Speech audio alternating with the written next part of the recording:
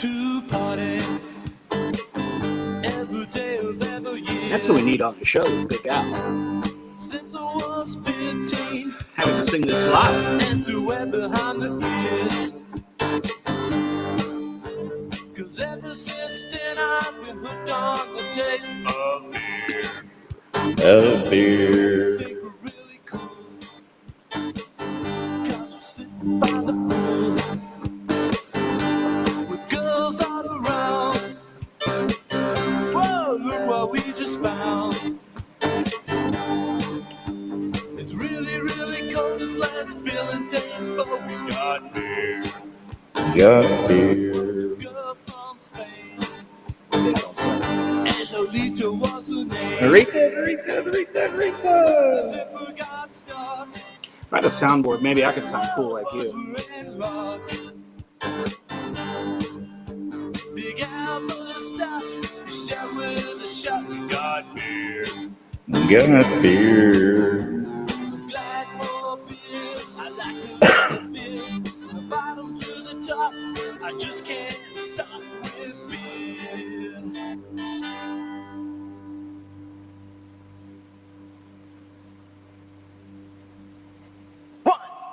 One, two, three, four. Hello, Sean. Welcome to the show, ladies and gentlemen. It's another edition. Yeah, welcome. Hey, Barb Hartman in the hell. Hello, Grizzly and Sportcat. Mike 9701 is in service. It's good to know he's in service. We need those firemen. Up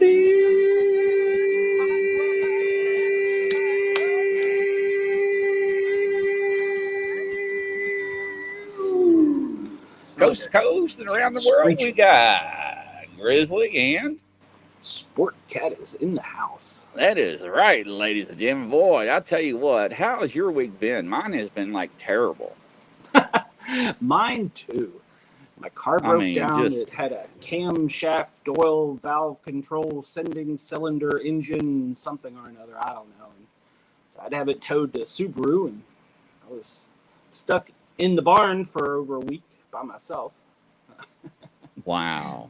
No, Mike goes, there goes my window. So let me adjust my mic here. I'm a little bit hot. So let me turn it down. I don't think it was the hot mic. I think it was the cat screeching. I'm pretty sure that's what it was. I'm pretty John sure says, just read the bio on your geese. He thinks the moon's landing was film production. We're getting ready to talk about that. So you had a bad week. So I had really a bad week. So you remember about that tooth, ladies and gentlemen, that Grizzly lost like 3.5 weeks ago, right? Remember I was sucking on that hot piece of candy? Remember I showed you a picture of? Yeah, too much information. So I was at the store, and I was like, they never called me back.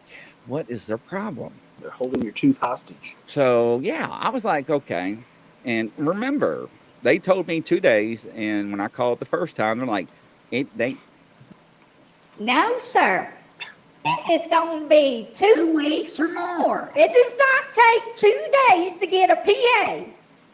And I'm like, that's what they told me. It's 2 days max, well, 3 days. We'll see. But for your whatever. age, they gotta get the Dremel tool and get that piece of oak wood down, so they got it just right to put in there. Yeah. All right, Mike the cat. Yeah. Hello, guys. So, and I was arguing with the lady at the front desk 2 weeks ago, 2.5 weeks ago, saying, look, I'm telling you, this insurance that I have, I use it at the same place in Northern Kentucky. I use the same place in Louisville, Kentucky. I use the same place in Versailles, Kentucky, and Lexington, Kentucky. So I know how this insurance works. She's like, well, sir, you're in Northern Kentucky, and it doesn't work that way. We have over 500 PAs out, and you're going to have to wait your turn. And I'm like, 500 PAs out? So what are you trying to tell me? PA's one pre-authorization? Yeah. One person's working on the yes, ma'am, no. So anyways, make a long story short, 2.5 weeks later, which was Friday. You didn't come pour holy water on me. Yeah, I'm at the store, and I'm like, I don't have a touch tone I can play it. And I call up there, and I'm like, yeah, this is Grizzly. I'm calling to check on my status of IPA, and I want to get my tooth fixed. It's been like going on 3.5 weeks. And they're like, we're waiting for your tooth to come back. And I'm like, What do They you lost mean your you're waiting tooth. for my tooth to come back? Yeah, we're waiting for it to come back so we can put it in permanently. Check it on the morgues to find an exact match. And I'm like, you haven't done nothing. She goes, sir, I'm looking at your file. And I'm like, ma'am, I'm feeling my tongue is feeling my tooth that's missing half of it. You haven't done a darn thing. She said, would you hold, please? Sir, I'm sorry. You're right. Can you come in at 8 o'clock in the morning? No, 9 o'clock? no, No? I'll be there. So I show up and I got my little mini cart. Go ahead, Andy and Mike. Meet. So, Is Andy you in know, here? I don't know. I haven't seen them, but the doors swing the opposite way. So whatever moron put the door on, you know, no, it's not the VA hospital. Golly. Hi, Jan. How you doing? So I'll get in there and they're like, who are you? I'm like, I'm Grizzly. And they're like, oh, they're like, have a seat. I'm like, okay. So I get over there and it takes me a minute, you know, because I go where I go to sit down. And they did this on purpose. As soon as I set my butt down, they're like, Grizzly. And I'm like, oh, are you serious? Serving number 9. Sean was at the VI. No. Hey, oh, Andy, you're there. Meet. Hello, Andy. Yep, Sean. Okay. So they take me in the back. So then they start working on me. And I'm like, oh, this is great, man, you know. And they're working on me, and they give me shots and all this stuff. And they're in there drilling and all this other stuff. And Did they get the corkscrew out? yeah, and they're like, Oh, I hate Okay, now we're gonna go up front and we're gonna check you out, and it should be about a week or less, and we'll have you all done. and I'm like, yes, all right. So I'll go up front, and lady's like, $600, please. and I'm like, what? $600, please. I'm like, no, that's not how it works. And she goes, yeah, that's, they passed a law a couple of days ago, and that type of insurance you have does not cover that crown anymore. And I'm like, you got to be joking. And I'm like, liquid, yeah, that's what they put in my mouth, Sean. So, It's and I'm actually like, what do you super glue. mean? Yeah. I'm like, what do you mean? And she's like, yeah, they passed a law a couple of days ago, so they don't cover it anymore. And now you owe $1,052.92. And half of it today, $600. And I'm like, no, that's not how it works. And she goes, excuse me? And I'm like, ma'am, that's not how it works. And out of nowhere, she comes with this piece of paper and a pen. And she's, sir, you need to sign this right now. I'm like, signing what? This form. I'm like, what am I signing? But this form right here states that you're going to be responsible for anything the insurance doesn't cover. I'm like, oh, wrong answer. I'm like, I ain't signing that. She says, yes, you are. I'm like, no, I'm not. She said, yes, you are. I'm like, no, ma'am, I'm not. Man, these two ladies got hell bent. They looked like they were getting ready to throw the chairs at me. I'm on my walker with wheels. Did you have your holy water? You should have thrown some on. No, I wish I had my holy water, man. I probably would have locked up with assault with holy water. I would have made the old. That's what you're gonna get if you throw it on me. Man, I tell you. So I called the insurance, and they're like, "Oh my God, Grizzly, are you serious? That really happened?" So guess what? They never submitted the PA. Somebody dropped the ball. It got submitted the day I called the insurance company. So I wonder if that employee got fired. So it's been a rough week. It's been a very rough week. week. My insurance company told me, if you, sir, they're like, Mr. Grizzly, please, when you go back, please be so kind and nice to them and be so gentle, you know, because if we have to do another PA. I said the wrath of God is going to come down on them. They will pay for this. But anyways, that's my life, ladies and gentlemen. So yeah, that's what I went through. So we do have our guests backstage, and let's go ahead and bring them on. Welcome, kind sir. How you doing? Hello there. I was wondering if you saw me there. I thought man, you were I waiting see for me ya. or something. No, how you doing, kind sir? Let me change you around here. I'm doing okay. How about you? Button. We're doing great. Wonderful. Great. Introduce yourself to everybody who you are, because I know who you are. Can you hear me? Bart Sibrel, Yeah. Siberl.com. And what are you famous for? Let's see. I think I'm famous for eating too much, putting my foot in my mouth constantly, Yeah, Sal. Yeah. making mistakes. We must be related somehow then. Yep. Yes. So tell us about all your mistakes and foots in your mouth and stuff like that. I'm dying to. I've been waiting for this night. You know, I've been like dying and itching to hear your stories and just the man, the myth, the legend, ladies and gentlemen. I mean, you're here. He doesn't even talk about me this way. So I mean, I just can't believe I'm looking at you and talking to you. I mean, where do you want to start? It's all about you. I don't know. You just ask me any question you want to know. Well, I'll let you introduce yourself because a lot of people that may not know you, where do you want to start? It's all about you, sir. Well, I mean, I'm best known for producing a film. I'm a filmmaker. The film is called The Funny Thing Happened on the Way to the Moon, which was financed by an anonymous person who's a millionaire who builds rockets for NASA, who discovered that the moon missions were fake and wanted to, as his patriotic duty, finance a film that exposed that lie of NASA. So I was given about $1 million to make this movie, and you can see it for free at Siberl.com. It's just my last name, S as in Sam, I, B as in boy, REL.com. Go to the top left button. I think it says Moonman Video Links.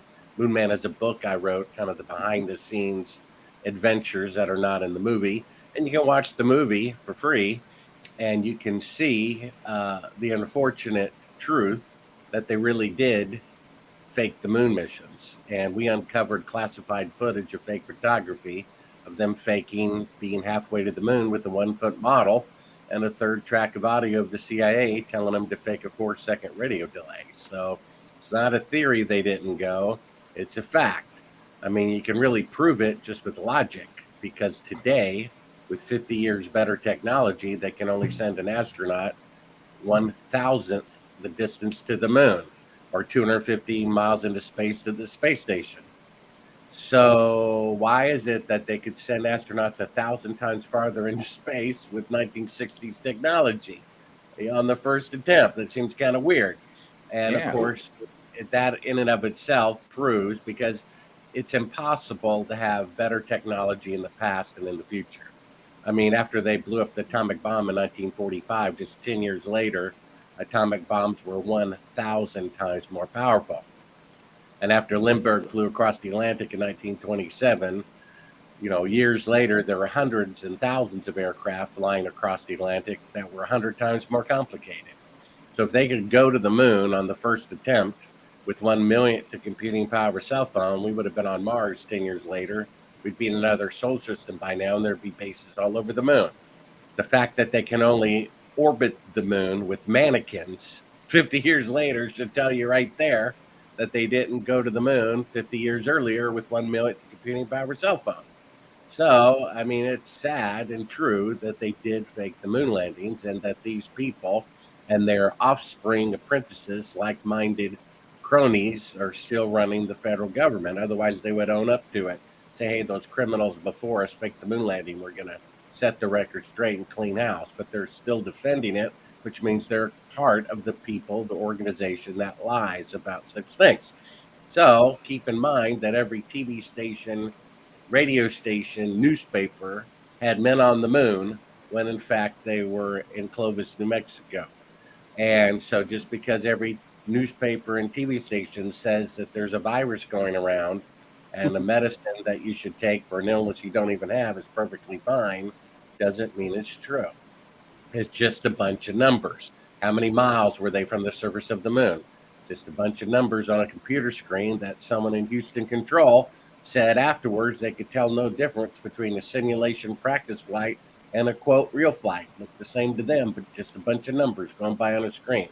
So this is pretty sad that we have the greatest accomplishment of mankind being a complete fraud by the country that claims to be the light on the hill for the world and the savior of every country that's in trouble.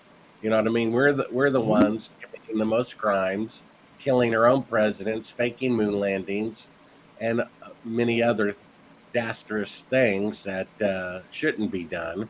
And I'm just wondering: are we ever going to have honest government ever again? And probably not.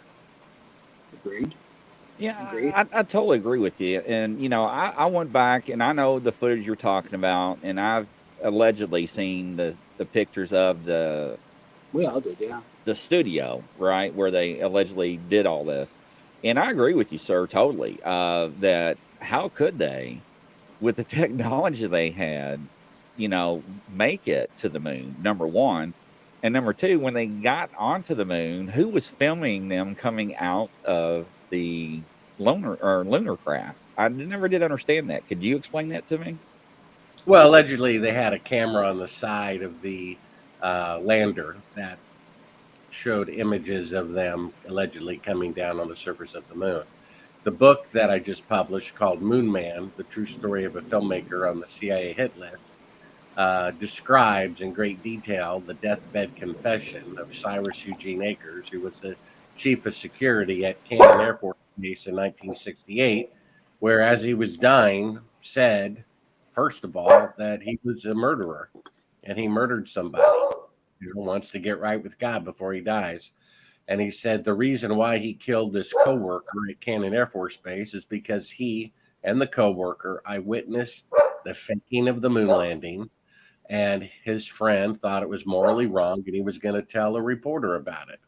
And so either President Johnson ordered him to kill this person, or he took it as his own initiative as the chief of security. But we do know he killed them.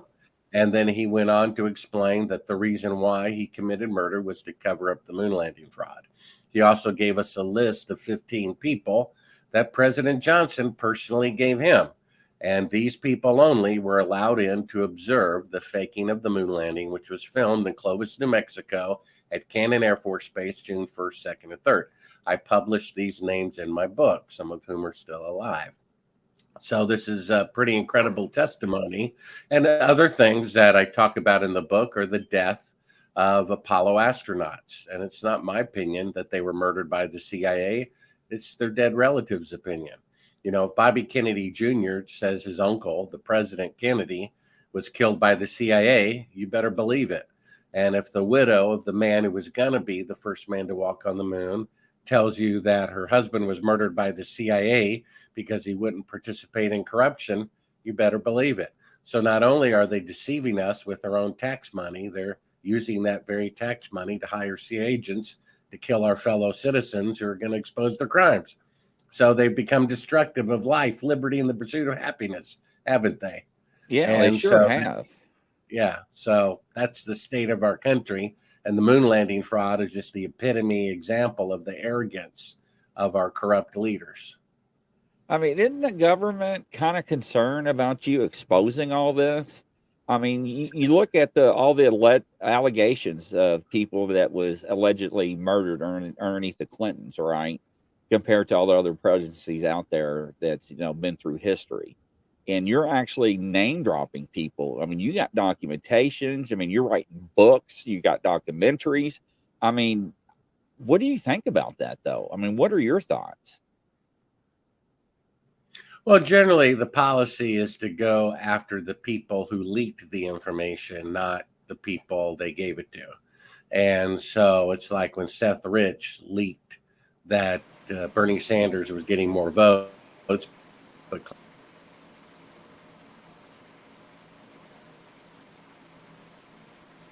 I think you froze. So, yeah. Yeah. Sorry about that. I thought I muted my own mic. I don't know if you can still hear me. Yeah, I can hear you. They went after the people who gave me this information. The people who gave me this information less than 2 years ago were threatened with death if they ever spoke to me again about this information. So they didn't go after me, the recipient, the journalist, filmmaker, because I guess they consider I'm just, doing my job. It's not my fault. I got the information. They consider it the fault of the person who's leaking it. And that's the people that they threatened with death. They threatened the person who gave me the information less than 2 years ago, and they threatened Cyrus Eugene Akers at the time he eyewitnessed the faking of the moon landing, that they would kill him and his family if he ever told anybody. And that proved to be true because a coworker was about to tell the world and they killed him, right? They killed 3 Apollo astronauts that were going to be the first crew to walk on the moon because they wouldn't cooperate with the fraud. And it's not my opinion, it's the opinion of dead man's relatives. So this is very serious. The government is not only faking the moon landing, they're murdering people who are trying to expose it, and we're paying for it. We're paying for our own deception. We're paying for our own homicides. Well, I mean, you make a really good, valid point. In your books, they're very interesting, and it sounds like they're fact-based, right? I would be concerned because it seems like, you know, the whistleblowers give you the information, but you're out here just like, hey, everybody, trying to wake people up. And I never remember you trying to get him, Buzz, to put your hand on the Bible, swear that you were on the moon. You know, I mean, what's the big deal? Put your hand on the Bible and say, yeah, I went to the moon. You right? Why? Well, yeah, I mean, if I walked on the moon and someone thought otherwise, I would find that pretty funny. You know, really? You think it was done at a TV studio? Oh, okay.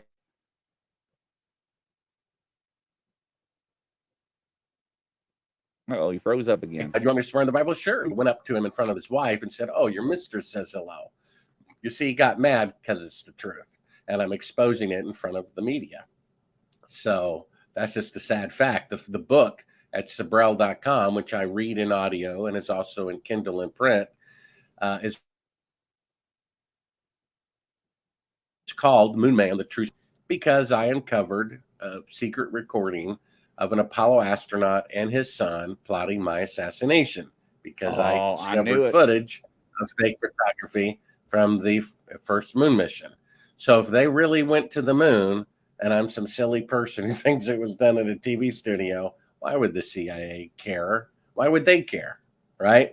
But an Apollo astronaut and his son are heard on a private recording, crystal clear, discussing whether to call the CIA to have me murdered, because I have proof that they didn't go to the moon. So that's the way that it is. And it's pretty sad. We have 3,000 architects and engineers who say that it's impossible for a pinhole airplane to bring down a skyscraper. I mean, all you have to do is look at Oklahoma City bombing, where half the building was blown away and the thing still stood. So a pinhole airplane going in and out isn't going to cause its collapse. 3,000 architects and engineers signed a petition saying so. 20 years later, not a thing's done about it. It obviously means it was done by corrupt Americans, and only people in the federal government would be able to pull off such a cover-up, which means 3,000 people were murdered by the federal government. You know what I mean? That's what it means. And because they control the media, they control Congress, nothing is done about it. William Benny worked for the NSA for 30 years. He says, oh, by the way, we spy on the private cell phone conversations of Supreme Court justices so that we can get sexual and financial dirt on them to blackmail them to vote the way that we tell them. It's an established fact, set on national TV. No one disputes it, but there's not a single congressional investigation into Supreme Court justices being blackmailed. I mean, a guy leaks that the Democratic Party is rigging the election for Clinton, and the FBI investigates not the rigging, but the person who leaked the rigging. They literally sick the FBI after the person. It just boggles the mind. So this is super corrupt government. You have corrupt presidents appointing the heads with corrupt people of every department. So the rank and file of the CIA and the FBI and the FDA may be honest people, but if the one at the top is corrupt, they're going to say, investigate this, and you're fired. So there you go. That's why one of the reasons I wrote the last chapter, what to do about this mess, how to have new rules for government. One of the rules is the president cannot appoint the heads of the departments in the government. Let the rank and file FBI elect their own person. They know who's honest. They know who's qualified to run the FBI. It's not somebody who's never done it before, who's a friend of the president, who's as corrupt as they are, who they appoint to pop in for 4 years, telling honest FBI managers that they cannot investigate this crime because if they do, they'll fire them. That's the way it works. Or goes further than that. Well, they start with that. and work their way up, But speaking about this topic, what really has got me perturbed is not only the topics that you have brought up, is look who's in office right now, okay? And it fires me up to see somebody that cannot carry a speech, cannot carry on a conversation, doesn't know where to go on or off a stage, and he's the president of the United States of America. Do we not have a problem here, or is it just me that's got the issue?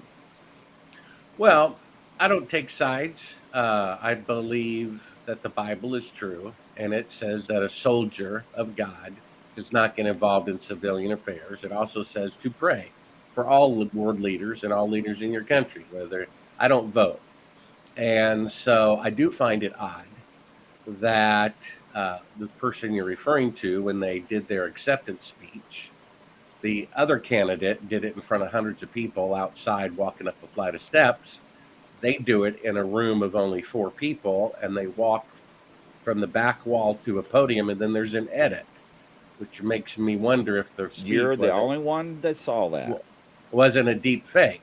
And then for that same person to not hold a press conference for the longest time in U.S. history after being sworn in, 90 days or 120 days or something, makes me wonder, is the person healthy?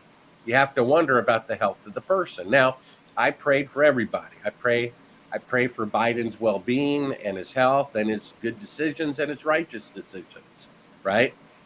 Right. And I'm concerned when a person who has questionable health doesn't do a press conference for 4 months after they're sworn in. The longest time in U.S. history. That seems odd to me. I would be suspicious if that happened to Trump. I would be suspicious if that happened to Biden. So it's nothing personal against them. I wish them all the best. The Bible says that our enemies are not flesh and blood. They're the spiritual forces controlling people. I mean, I'm a Christian. That is I correct. do my best to do what's right, but get me mad and look out. So Okay.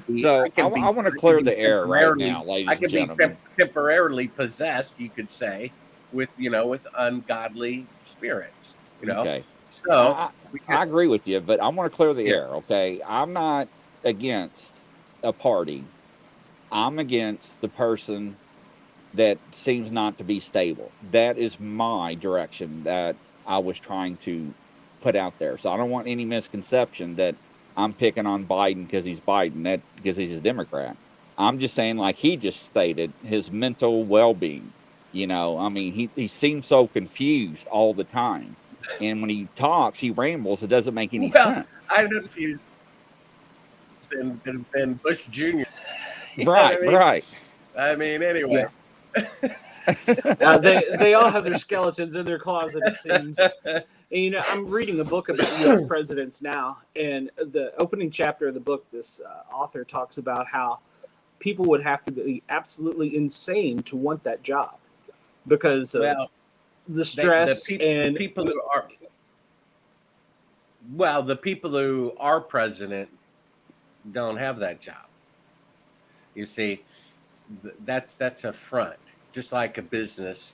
There used to be a fried chicken place in Nashville, Tennessee, Columbo's. I used to love the TV show Columbo. And I kept driving past this place late at night, Columbo's Hot Chicken. And I finally went in there. They're open 24 hours. Went in there like 4 a.m, nobody there, only 4 tables anyway. And back then, it's like 35 years ago, 40 years ago, one piece of chicken was like $5. Whoa. And then there's a lady sitting behind the counter with like a 20-line telephone, taking call after call after call and writing things down. Well, it was a front for something, right? For gambling or whatever. And maybe the president is a front because the people who really run the world don't want to be up front. They want someone else to take the heat. They want someone else to take the risk of being knocked off just for being the leader. So the real people who run the world control the president. They're not the president. They're the secret president. I mean, I've seen George Bush Jr.'s desk and I've seen Cheney's desk, and they look completely different. George Bush Jr.'s desk, when he was president, when I was in Washington, D.C., it had like I don't know, a picture of his wife and his family, a telephone, a pencil set, and that was it. And then Cheney's office, which I, kind of saw through the door, it was like stacks of papers everywhere. I think I saw what appeared to be a safe, not a walk-in safe, but something really big. I mean, you would swear these piles were going to fall over if a fly landed on them, and multiple stacks like that. So who was really running the country? You could say the same with Reagan and Bush Sr. I mean, who was really running the country there?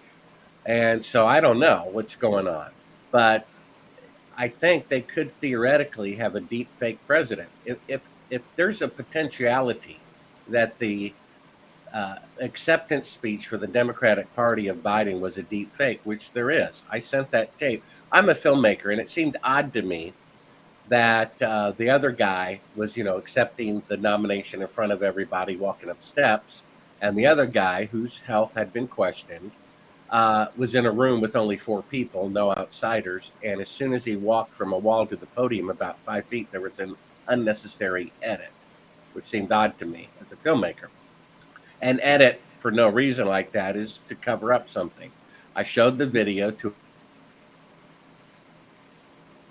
a deep fake specialist.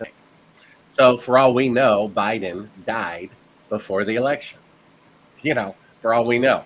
I saw another video of Biden. It looked good to me at first. It looks like he's outside, holding an impromptu press conference, microphones, reporters, and I'm sure you've seen it. His hand goes through the microphone.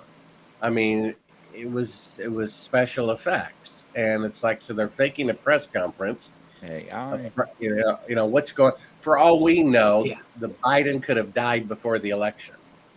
We don't know. Sure. And there have been pictures of him that appeared. It had a double with the face mask. I know it sounds odd, but they already faked the moon landing. They already faked the greatest event in human history. What is it? I mean, we know world leaders have doubles from all countries, right? Mm-hmm. So who knows what's going on? I think it's beyond help. I think the 2 eclipses that we had and are about to have, which are 7 years apart, a biblical number, represent a probationary period for the United States to stop being corrupt. The first eclipse in 2017 fell over the largest pagan statue in America, in Nashville, Tennessee, the goddess Athena. Athena is mentioned in the New Testament, that the pagans are worshiping the goddess Athena instead of the real God. And then next year, the eclipse falls over Dallas, Texas, the point of no return, in my opinion, for when the bureaucracy of corruption became unstoppable. It must have been unstoppable before then, because Eisenhower said, not when he was president for 8 years, okay, his last day, afraid to say it while he was president for 8 years, corrupt people in the government are taking over. And I'm so afraid to tell you, I can only tell you my last minute in office. Goodbye. I'm out.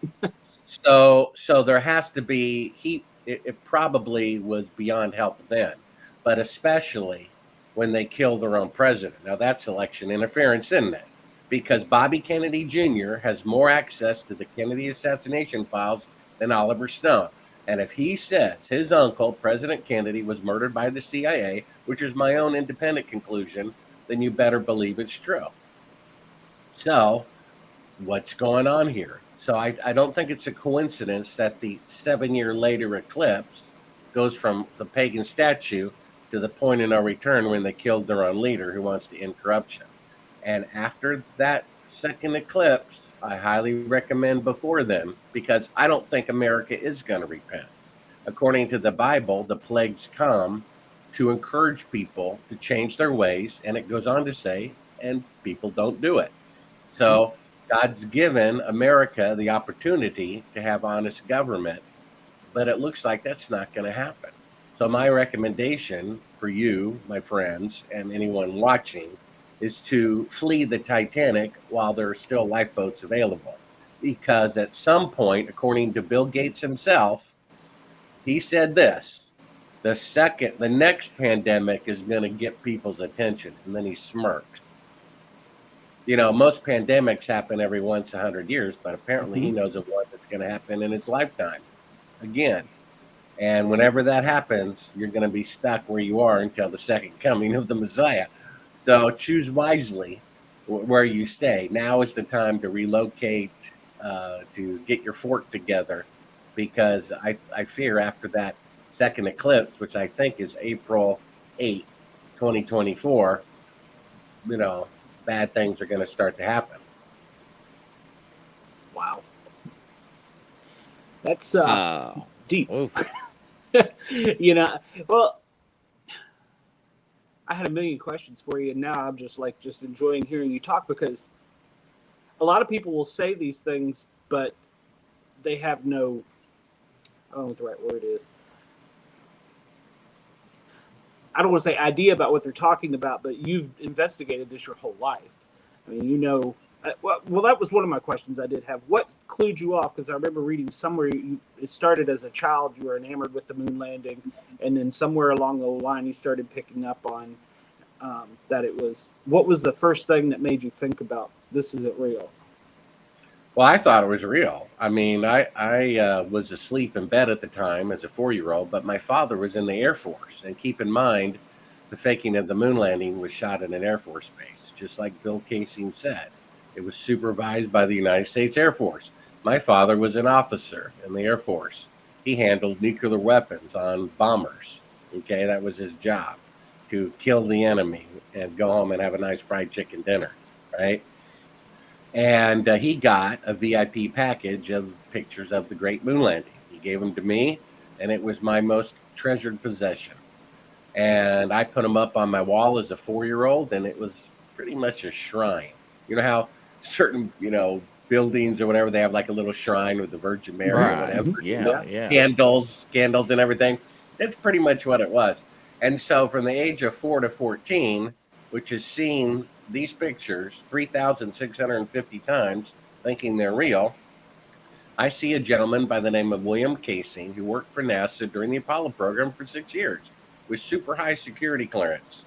He read a memo from von Braun to the Pentagon that said the odds of going to the moon successfully without killing the crew with 1960s technology is a 1 in 10,000 chance. You basically are going to kill them if you try. He said they bluffed, like you have crap in poker, and you bluff and you can still win. And that's what they did.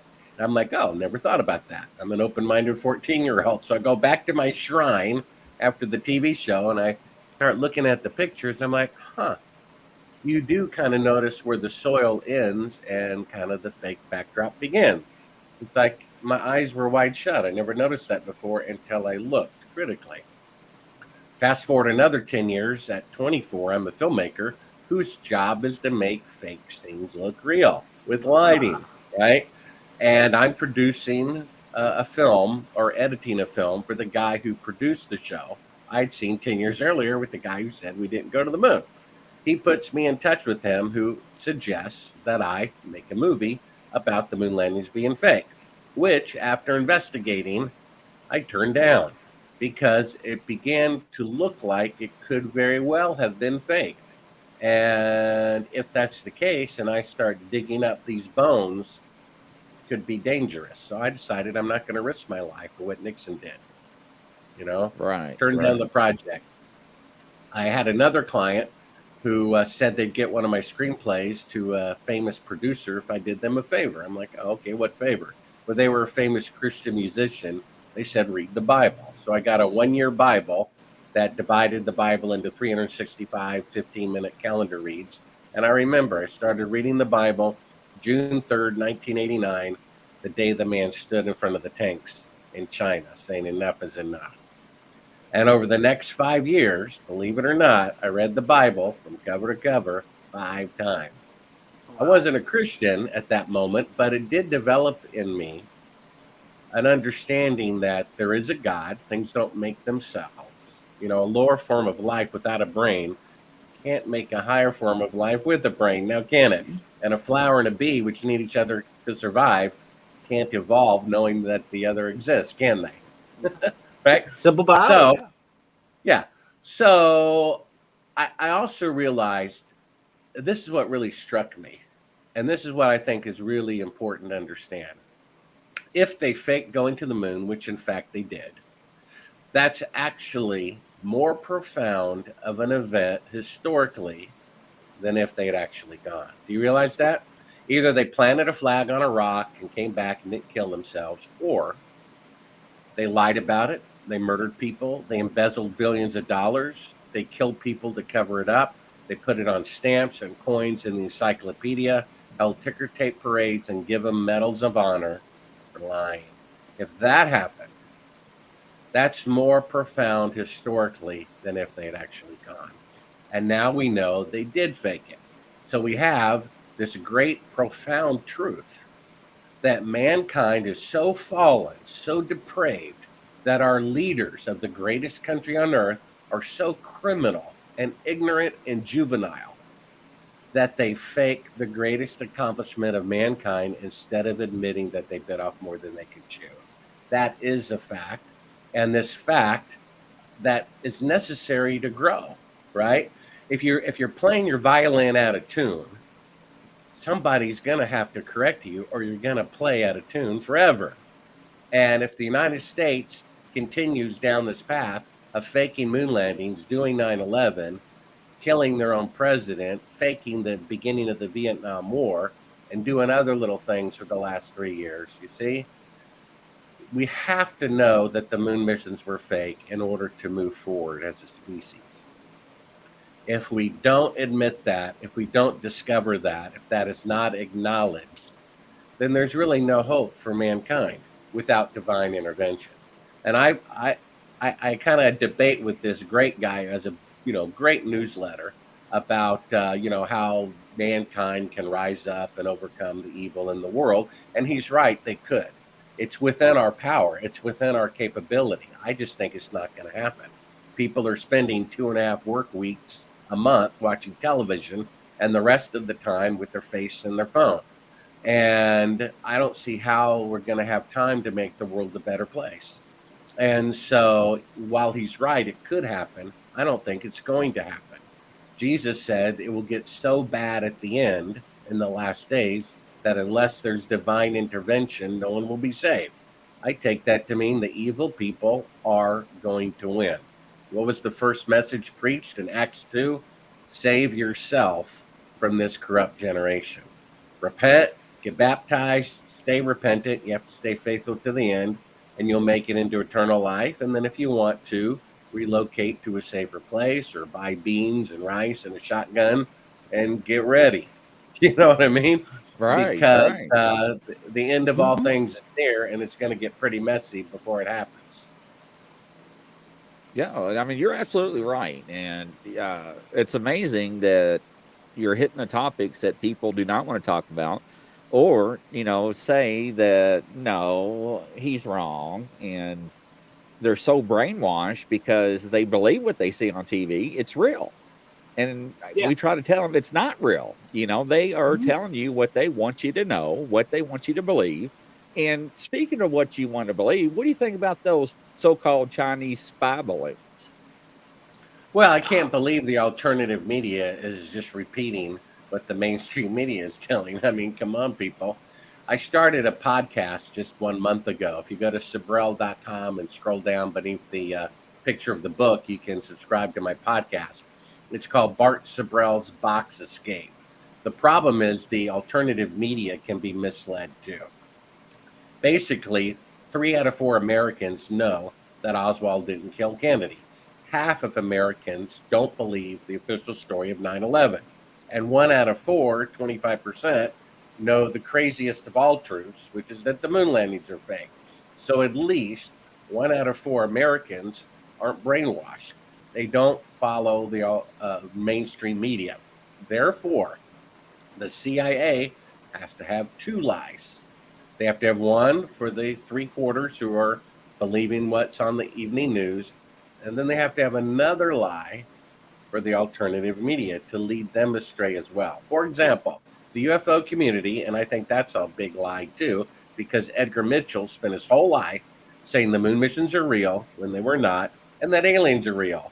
I think they're about as real as the moon landing. And so the UFO community sees clearly that these pictures were taken in a television studio. They're electrical lighting. They can figure that out.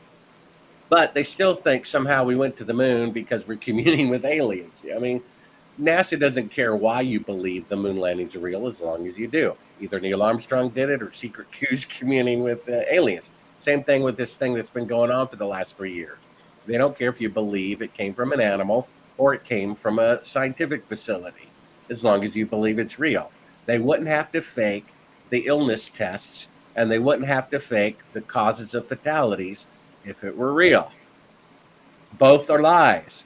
And so we have to understand. I mean, I follow really good alternative media people, and they're like repeating what the government wants them to repeat. China's a threat. Russia's a threat. We need to spend more money on the military. Well, we spend $1 trillion and 9/11 still happened. It's useless, isn't it? More money is not going to help, right? We had the best nuclear weapons, the best radar, the best everything, and 9/11 still happened. So more money isn't going to help, is it? And so they're repeating the China phobia, the Russia phobia, which is exactly what the military-industrial complex wants them to do. I just don't understand why they can't figure that out. So Bart Sibrel's Box Escape, a weekly podcast at Siberl.com, is making sure that the alternative media people aren't deceived either, because they can leak out a UFO footage or leak out a UFO confession. Look, come on. This is standard spy operation procedure to leak information to give it street cred. So we have to be careful. They are very concerned with what the alternative media believes, and I would say at least equally concerned to the public. Agree. Because even though we're only 1 out of 4, we're 4 times as vocal and influential. You see? Yeah. So they've got to be spending at least equal amount of time on the mainstream media deception as the alternative media deception. You see? And anybody can be deceived, including alternative media people, right? No, you're absolutely correct. True. I remember watching a video right after the president was inaugurated, and they were in supposedly the White House press room. And all of a sudden, the press room started shaking, and there was a jet plane overhead. I grew up in Washington, D.C. That's a no-fly zone. There's like a 35, well, I don't know if it's 35, but there's a certain mile thing. But if a jet was to fly low enough over the White House that it would interrupt a press conference, it would definitely be in the no-fly zone. And it hit me right then and there. They're not in the White House press briefing room. They're somewhere else. Yeah, I saw something years earlier. I forget whether it was Obama or Bush Jr., but one of the two. They were allegedly in the White House, with the curtain and the flags behind them, and I thought it was CG. But I don't think that's in and of itself wrong if they're for security reasons trying to protect the president. However, for a prolonged basis for other reasons is probably corrupt. Yeah. Well, I guess my point was, all those people sitting in the media room there, from every network and, every other little newspaper or whatever, they were in on it. They obviously knew. Not necessarily. Okay. If they can deep fake one person behind the podium, then they could deep fake every person in the audience, then couldn't they? You see, they have the best computers. I never thought of that. Right? And in order to enter the press room and be in that, best of the best group, you're probably already an Illuminati player already. And you probably already signed a non-disclosure agreement already. You see?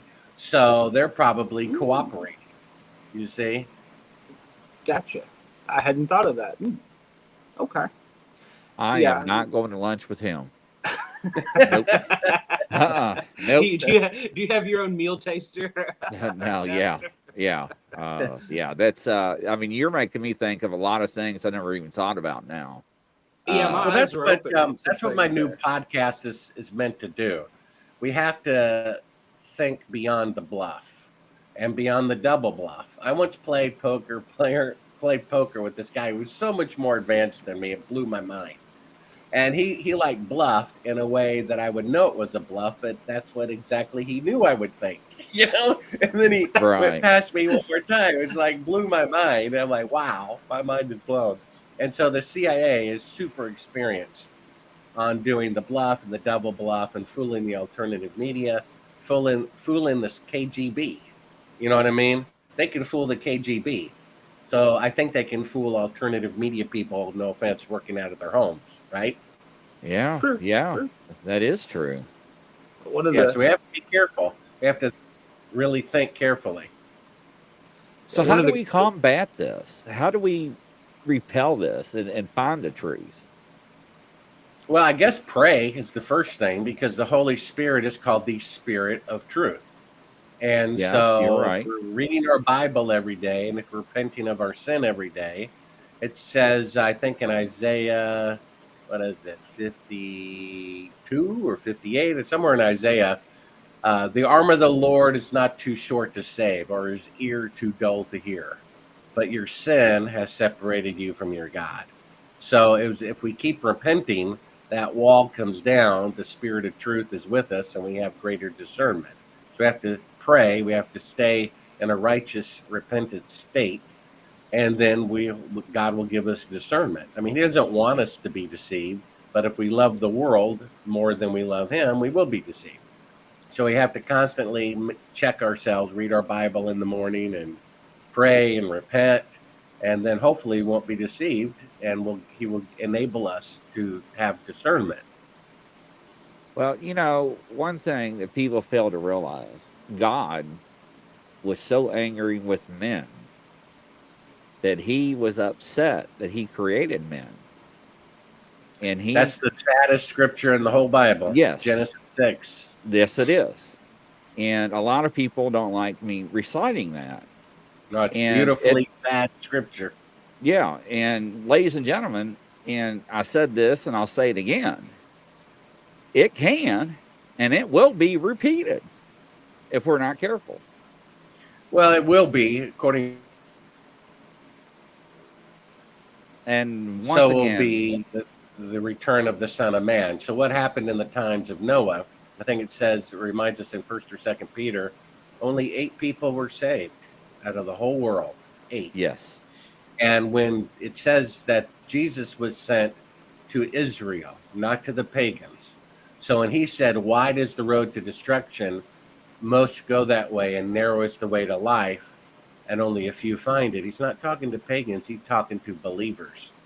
And when he says, because of the love of the world, increase of wickedness, the love of most will grow cold, he's talking about the love of most believers will not be faithful to the end, but he who holds to the very end will be saved. So this is going to happen again. We don't know how narrow. It was very narrow. 8 people were saved the first time. Hopefully it'll be more than 8 people, but it'll likely be a minority and could be 10% or so. I don't know. We just don't know. No, you're absolutely right. And I got into the spiritual side, and like I told Sportcat last year, especially what you're talking about is to help the paranormal field out, because if you believe in good, you believe in evil. You believe in the yin, you have to believe in yang. And because a lot of people do not want to discuss the bad things or the negativity side of things. They just don't want to do it. But you have to sometimes to explore the light, right? So the light is cast into what part? The shadows. The shadow does not come into the light, right? The light goes into the shadows. So go ahead. Well, I was thinking of, everyone likes to read John 3:16, but they seldom read what's immediately after that. This is the verdict. Light has come into the world, but men love darkness instead of light, for fear their deeds will be exposed. That's correct. That's why they will not tell the truth about the moon landing fraud, for fear their deeds will be exposed. You see? I went to a seminar once, and it was kind of new agey, but half of it was pretty profound and true. And one of the things they said was never do anything that you can't tell the truth about. Thank you. Pretty good little standard, isn't it? By Yes. lying about something, it's actually an admission to the person lying that what they're doing is wrong. They're acknowledging it to themselves and to the world that what they're doing is wrong. Otherwise, they simply tell the truth about it. I'm really not a conspiracy theorist. I'm just looking for the truth in a world of deception. I first heard about chemtrails 10 years ago. I rolled my eyes. Don't give me a break. Here's another one. Then I started getting up an hour before sunrise for several months, went outside, and just at the end of darkness, to cover it up, there's a big grid in the sky. You keep an eye on the grid, it widens out and completely covers the sky with clouds. Oh, I guess that's true. So if that's good for us, if that's helping us with climate change or helping us, prevent weather storms or disaster or helping give rain to crops, then they would tell us, hey, everybody, look what we're doing. That's good for you. We're putting these chemicals in the morning every day at sunrise because it's good for you and good for the planet. And here's how we're doing it. Here's what's in the spray. And here's our schedule. And here's how much it costs. But they keep it all a secret because there's something about it that's not good, not right, not good for us. Otherwise, they would tell the truth, right? The fact that they're not telling us about it is proof that there's something wrong about it. Well, let me ask you this then, because this has been very interesting. Have you seen the videos where people go outside and pick up a wad of snow and bring it inside and take a lighter to it and it does not melt? I've seen things like that, and that has to be the result of weather modification. I mean, I mentioned before my dad was in the Air Force. I asked him once what he was doing in this secretive place during this kind of unusual time in world history. This unusual time was what year frame? This was, I think, in like 1975. He was in Chile. Okay, that makes sense. And when the government was being overthrown by the CIA. Right. And I asked him what he was doing. And he said, I was studying the weather. And I thought, yeah, what a jerk off answer that is. You're studying the weather. But decades later, I'm thinking, maybe he was studying the weather. Maybe it was weather modification. Maybe that was his way of saying as much as he could say that was truthful. I watched an interview with George Bush Sr. once, I don't know, 5 or 10 years after he was president. And I'm looking at him, waiting for him to lie. Where can I catch him in on a lie? I don't think he lied the entire time. Fascinating.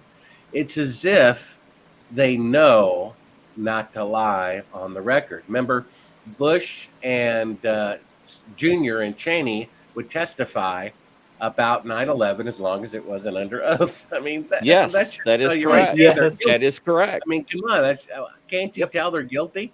And so it's like they don't want to be caught in a lie, like Clinton was caught in a lie. So they speak in such a way that is technically accurate and correct.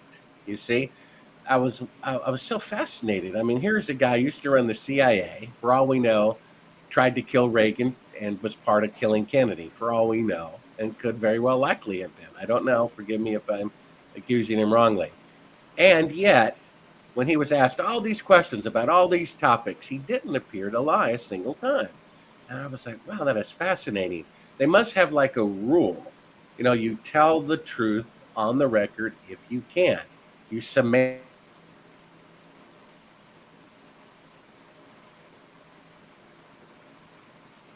Give him a second. He should be back. semantically make sure you. So, and he was a crew of a B-52, which I don't know what the payload is. It's something extraordinary, like 10 tons or something ridiculous. And so maybe they could adapt that. If they can adapt that for bombs, they could adapt that for canisters of weather modification chemicals. I mean, 10 tons of weather modification chemicals is enough to make something happen, I'm sure. I think so. Yeah, yes. right. Yeah, and one of the things that's very interesting, and I was in law enforcement for a few number of years, and the ATF, the FBI, Homeland Security classes, right, that we had to take for interrogation and interviewing.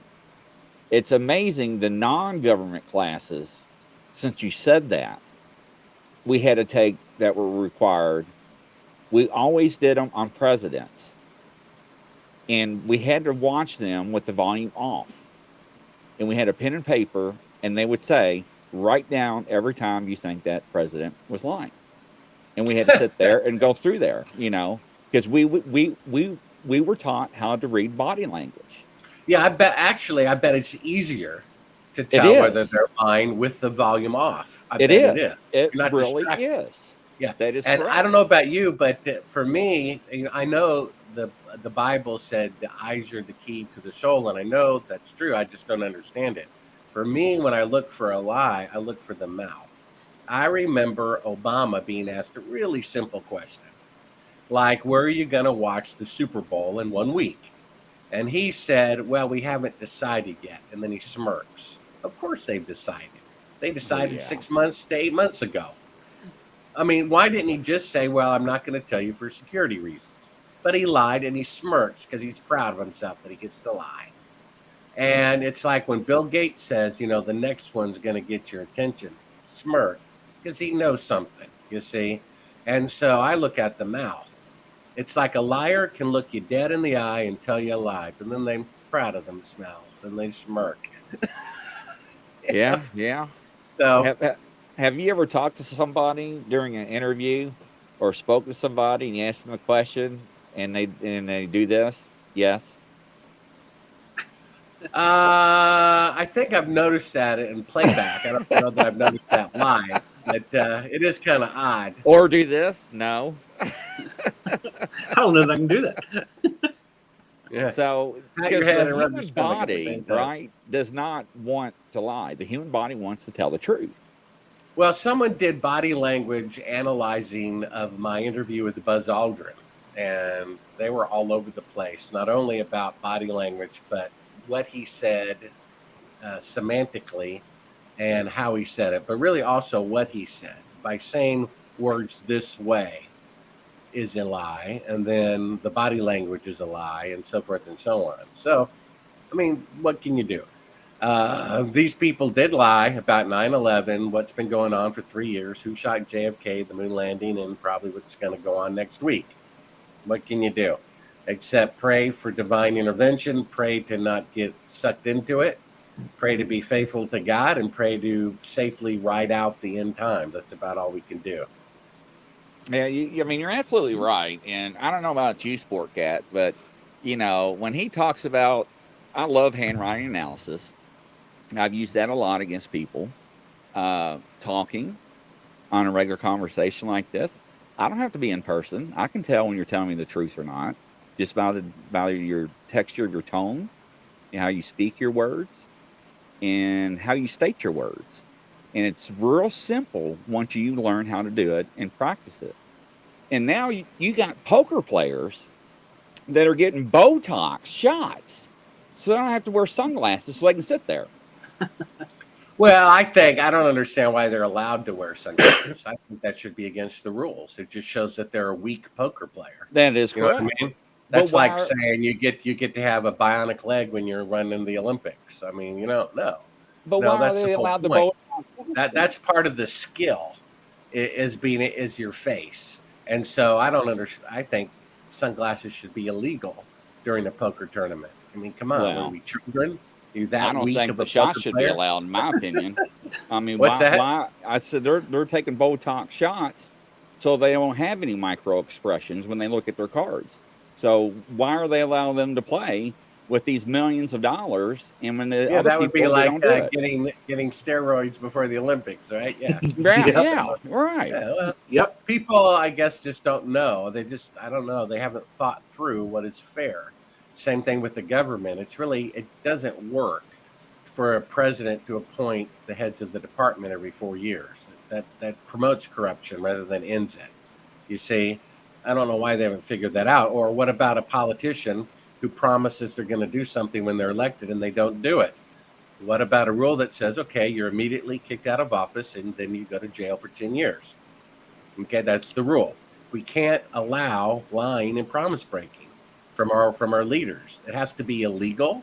They have to be kicked out of office and they have to go to jail for doing it. That needs to be a law. There needs to be a rule for fairness, right? And it's not, because the people who are running the show are running the rules to favor their corruption. They're writing laws to make crimes legal in their minds. So anyway, what can you do? I would just say, if you want to know more, go to Siberl.com, and you can see my films for free. Get a copy of the book on audio, Kindle, or print. And if you want to subscribe to my new podcast, there's a link just beneath the book to do that. Well, thank you so much, sir. It was an honor for you to have you on our show. We greatly appreciate it. Take care, sir, and we'll talk to you soon. Thank you. Have a good night. Oh, sure. Be blessed. Keep up the good work. Thank you, sir. Bye-bye. I appreciate your time. That was awesome. All right, Sure. bye-bye. Wow. Okay, I gotta just throw this out there real quick. Usually I'm not that quiet, you know that? But I was kind of dumbfounded. I mean, he hits on so many things that... Is it because the word of God was spoken to you tonight? I should have known you'd go there. No. I'm just asking. Well, I mean, see, we're going to talk about that. Okay, well, first off, no one actually really knows what my true beliefs are. So... That wasn't the question. No, no. Just to get off on a little sidetrack there. No one actually knows what my true beliefs are. I asked you a direct question. Did I not, Mike or Andy, ask him, was it the word of God? I don't think that it was the word of God. I'm not denying it could have been, but I don't think it was the word of God. But, once again, a lot of people intentionally for me don't know what I believe because it's none of their business. I mean, Mike's already laughing at you. Mike knows. See, I know when somebody's not telling me the truth, Mike. Oh, well. And I'm not even looking at him because I don't have to look at him, Mike. And Mike's like, correct. So, and there he goes, getting something to drink. That's another sign right there, ladies and gentlemen. It's my moonshine jug. So. That is a sign of being nervous. And when your mouth can't be a sign of being thirsty. Uh-huh. Brenda, you're getting ready to get it live, girl. He's back. Here's your back. It can't be. That was just a question. I'm not trying to put you on the spot or anything. No. And no, I don't think you did. And it could have been. I mean, the thought did go through my mind, honestly. But what I was to get back to my train track, I was so dumbfounded because he speaks such simple things, and they sound simple, but it's common sense, and I don't understand why more people aren't. I don't understand. If he spoke for 2 hours, I could listen to it because, to me, a lot of what he's saying is just common sense. Now, I would like to know, because I'm one of these inquisitive, curious people, who is really in charge. Well, I can tell you this right now. When I brought up the snow, he knows more than what he was leading on to. Did you see his facial expression? Yeah. And his head tilt? If you want to learn more, come see me at www.com. Yeah, baby. We got that. Yeah. I know what you're saying. So Mike's like, invite me. Well, send the link if you want Mike on. Mike's over there probably swinging from a deck. Oh, he's got a few questions. Who's that, me? Who has questions? Mike. Oh, well, your buddy Mike. Fine. I can't send anything because this screen is the iPad. I can't see comments unless you put them up. Well, I got his comments up. Send him the link. Well, no, I can't. If I take anything off of this screen, I don't know that it'll come back. Brenda. So I don't have my Pro Plus back here. I'm in the dark. Brenda, are you on here? Why are you in the dark? Yeah, and it is okay. And hold on, Brenda's here, so I want to send it to Brenda. Hold on, Brenda. I got, see, I'm down to 2 phones now, not 4. So I got the wrong 2 phones with me. Is what I'm trying to say.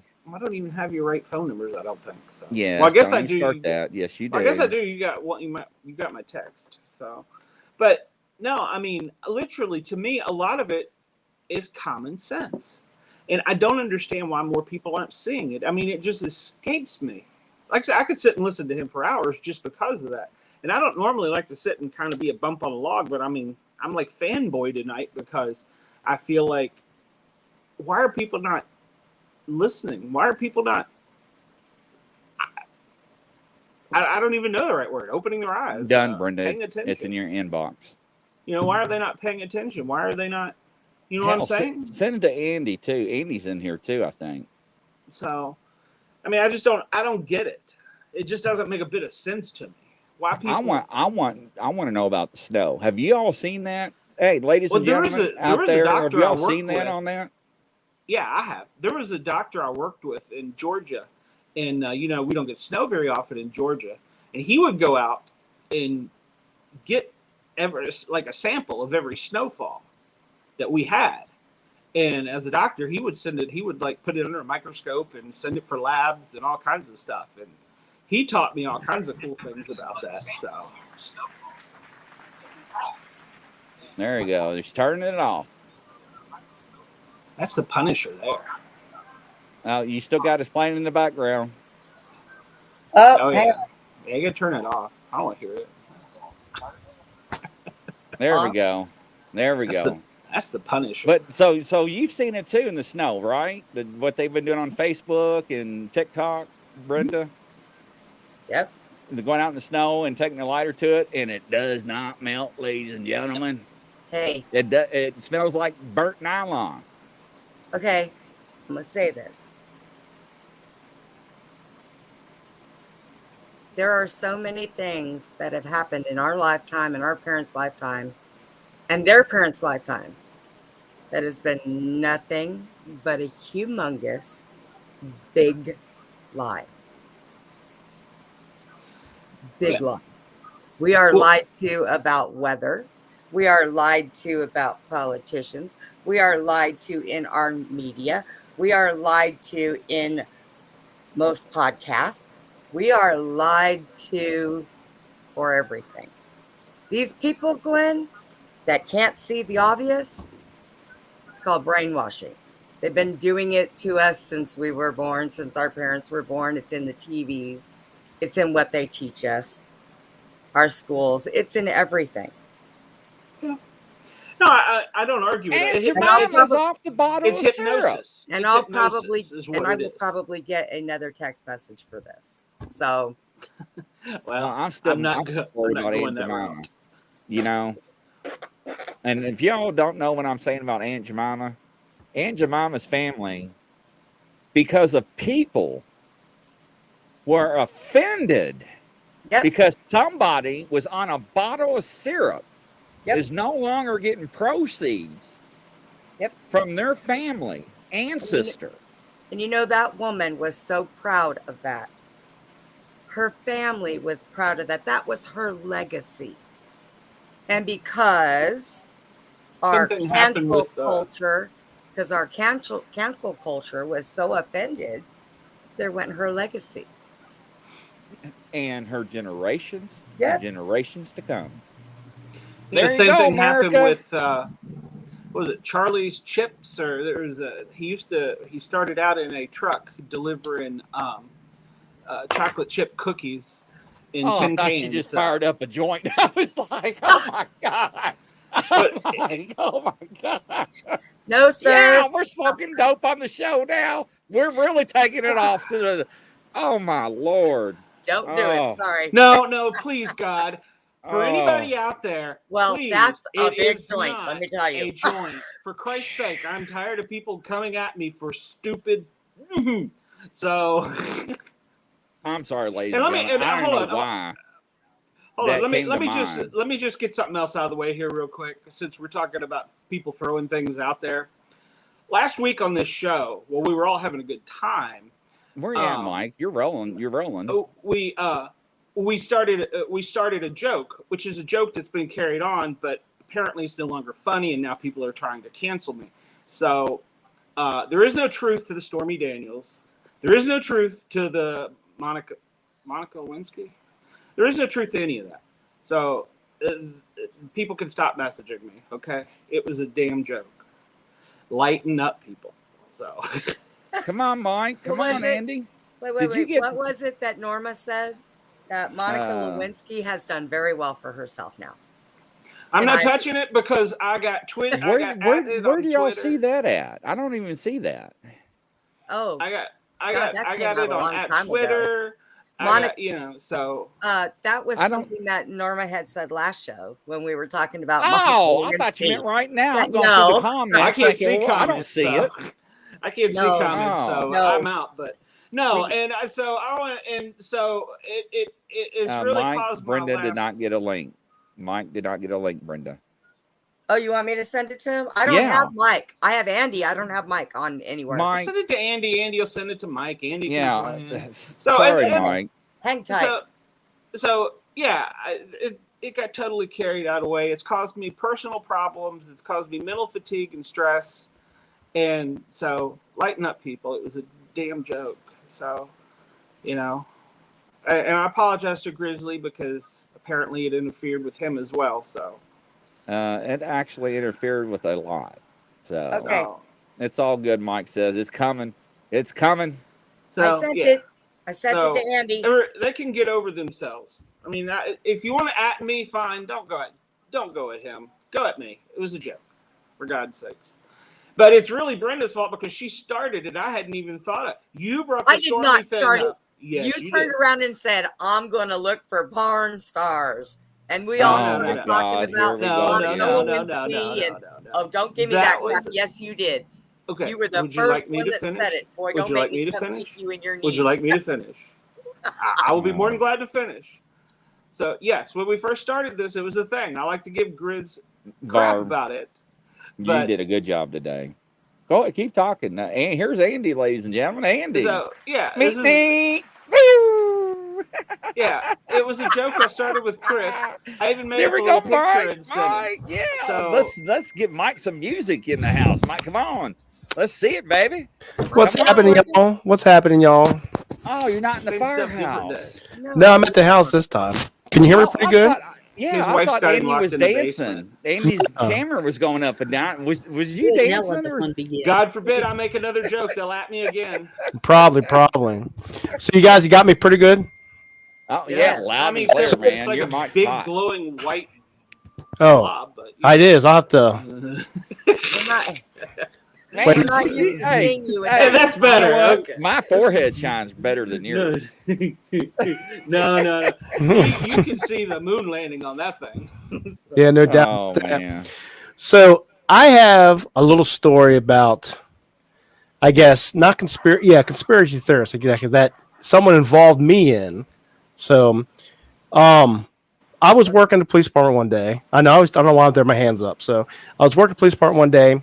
We had a call at our mall, the movie theater. Apparently, some lady had called 911 and said there are people shooting inside the theater here. So, of course, that just sent everybody out because it's an active shooter situation or a mall, stuff like that. Everybody goes in. Of course, I'm way on the outside. I'm late to the ball game. By the way, I was a little late getting there. Well, they only gave you one bullet. So. That's exactly. So, I had gotten there, and people were being escorted out. The SWAT team was there, and they were bringing everybody out. Well, they weren't finding anything. They weren't finding. The sheriff was there. No one was shot. No one was complaining on being shot. There weren't people running, which is one lady. So, come to find out a little later on, the lady left another movie theater and heard shots, and I don't know what. I don't know if she was maybe not all there or whatever. I don't know. Well, apparently she heard this. It was a movie, and she thought that there was actually people shooting. Well, it's theaters, 14 theaters. Oh my gosh! So I had a Twitter account that I had from my auxiliary team. I was in the police department for Hagerstown Police Department, and I had responded back to WTOP. Glenn, you familiar with them down here in DC? Mm-hmm. So they asked me, was there anything to the incident? And I said, no, there was nothing found, nothing at all. And I didn't tell them because I didn't know at the time. I wasn't confirmed that she, had heard this. But I'm like, nothing was found. No one was running when we got here. No one was in any hurry to get out. There was no victims. No one knew what the hell was going on. Blah blah blah. So let it go. Went away. About a year later, someone had sent me a link to another story, and I've already forgot about it. This has been a little while ago, so I didn't keep anything, but I don't have my Twitter account anymore, by the way. And there was some group that was quoting me about the incident at the mall, saying that we were there covering up stuff. What do we actually really know? The captain says there's nothing going on. There was no incident. That's And typical. yeah, I mean, and just took me and made it look like that I was this big, huge liar and I was covering up and blah blah blah. So I was like, oh, so listening to Bart Sounds like my week. yeah, there. So I get a little. I'm an open-minded guy, very much so. But there's times when I saw that, I was like, no, because it went on. There was a big. This guy had a group of people, and they were talking about it, and they're like, yeah, the government is taking all of our guns just for stuff like this, and that was a trial period. This whole mess, it was ridiculous. So, some of my questions that I wanted to ask Bart, but I couldn't do it at the time. I'm not a very quick typer when it comes to stuff like that. But there was a Facebook reel just last night that I saw that popped up that explained the camera situation, and it made a little sense. But one of the things that I had is when they originally went to the moon landing, wasn't there people like at Cape Canaveral all outside watching the liftoff of the Apollo or whatever? It may not have been Apollo. I'm sorry, I'm gonna screw up some things up. Whatever the spacecraft that they had to land on the moon, wasn't there tons of people watching this on the ground and so forth, so on? So the thing is they're not disputing they went to outer space. Okay, they're disputing they did not have the technology to go to the moon. To go the whole distance, yeah. Right. Okay. So that I completely missed. I didn't get a chance to. I haven't looked at the Selma's book or live podcast, or whatever. But it is interesting to me, and I'm not going to be like, you're a liar. Give me more info. I'm just. When you're with the police part, you want to see facts, and then you think about things. Well, wasn't this here? What about this? Stuff like that. So I got it. I didn't really pay a whole lot of attention to that to understand that they definitely went, but there's still speculation of if they actually landed or not. Yeah, that was what Bart was explaining. So Gotcha. now back to the social media platforms, and I told Sportcat this a long time ago. When I was on counting, they told us, do not use any social media platforms at all. Mm-hmm. Because there's a lot of law enforcement officers. Welcome back, sir Andy. I'll give you a round of applause there, Andy. I'm back. Andy. Hi, Andy. Is that better, And Andy? the reason why is these law enforcement officers would see something on a case in another county, and they would make a comment on it, and lo and behold, somebody would repost that, right, or retweet it, or however you want to say it, and next thing you know, it's shedding a bad. Well, you're all fire departments, and you're all tones, man. Y'all crack me up. Look That's at Andy. That's Andy. Turn your radio down, Andy. Oh, it's Andy. That's Andy. Andy. I turned mine down. Okay. And it's why he didn't flip us off. Yeah, they were shining bad lights on the department, and not only that, they were actually going to court and bringing what do you call it? Subpoenaing their officers. Subpoenaing their comments and stuff from their what did you the say Facebook and August Twitter 5th, and 1995. What right, was that comment you made? What was that comment you tweeted, Officer Grizzly? You remember that comment you made? One of my wife's you don't remember? coworkers, Let me repeat what you tweeted on that day, Con Grizzly. If you don't recollect, here's a copy of it. And boy, they were getting slaughtered. So, one of my wife's friends, a nurse, got fired for liking somebody else's comment. So it's ridiculous. After this week, I'm ready to throw social media out. Yeah, I've gotten rid of the Twitter and the Instagram, but I still keep Facebook. Instagram. I want to get rid of Facebook, but I can't because I'm too deep into it. With you all for one, family, all the stuff for the fire department, the police department, vice versa. I mean, it's too much. I can't get rid of it, But this is my only one. How's that? Yeah, well, it's just I always tell people, even being a civilian, and I'll tell you this part, ladies and gentlemen, that is listening to this audio and watching this now. When you go to work for a company and you're going for an interview, they will poll your social media accounts and Yep. see what you have done in the past 2 to 3 years. Yep. That means your post on weekends, you getting drunk, your post being passed out on the couch, you post with the big bag of pot in your lap, Yeah. rolling a Hey, doobie. Yeah, easy Andy. now. Easy now. It You're right. does. I'm not the one that in his house. So, and the only reason I know is because I was privy to that information when I worked for a company, and this was years ago, and I was like, "You got to be joking!" And she's like, "No, we go through all that because Mhm. anybody can say anything on paper. We want to know the real Grizzly, because Yeah, there's everybody companies lets it that fly just out on social media." yeah, there's companies that just will buy the downloads from whoever it is, Facebook, Twitter, whatever. They'll say, at Sportcat, let me have all of this. Let me have all of this post for the past 90 days, 365 days, whatever. Yeah, We have a and problem. they gladly sell that. Yeah, we have an issue with that with a lot of the younger guys that are getting to the police department.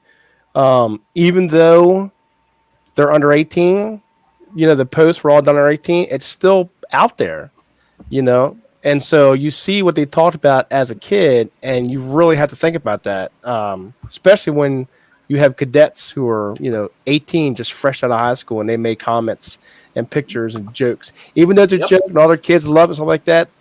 Some people are sensitive, which is quite annoying. Yes, they are. It's quite annoying. I'll give you 2 examples, Mike, and this is actual true facts. One of them, a guy applied for the department. I'm not going to say where.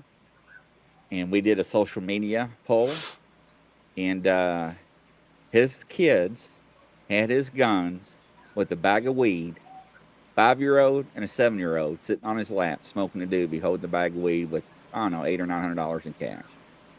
What? Yeah. Mike, that sounds familiar, doesn't it? Okay. Now the other guy. No, wait, hold on. That was a guy who applied for the police department? Yes. Was he Andy, brain when we get offline, you'll have to refresh me on that one because that doesn't sound familiar to me. So now the other guy, right? That's just stupid. Nobody was already in the police on. department, though. Was already on a department, but he was going from the corrections to be a road officer. And whether or not you're on, you still have to go through the polygraph process. Okay. And a lot of people don't understand that, but you do. Right. So let me turn my mic up a little bit so I'm not hollering in my studio. Okay. So when he went to take the polygraph test, they asked him, "Have you taken any illegal drugs in the past 3 years?" And he was like, "Nope." And he's like, "Are you sure?" He's like, "Yep." Okay. Have you taken any medication that has not been described to you that was a narcotic? Yep.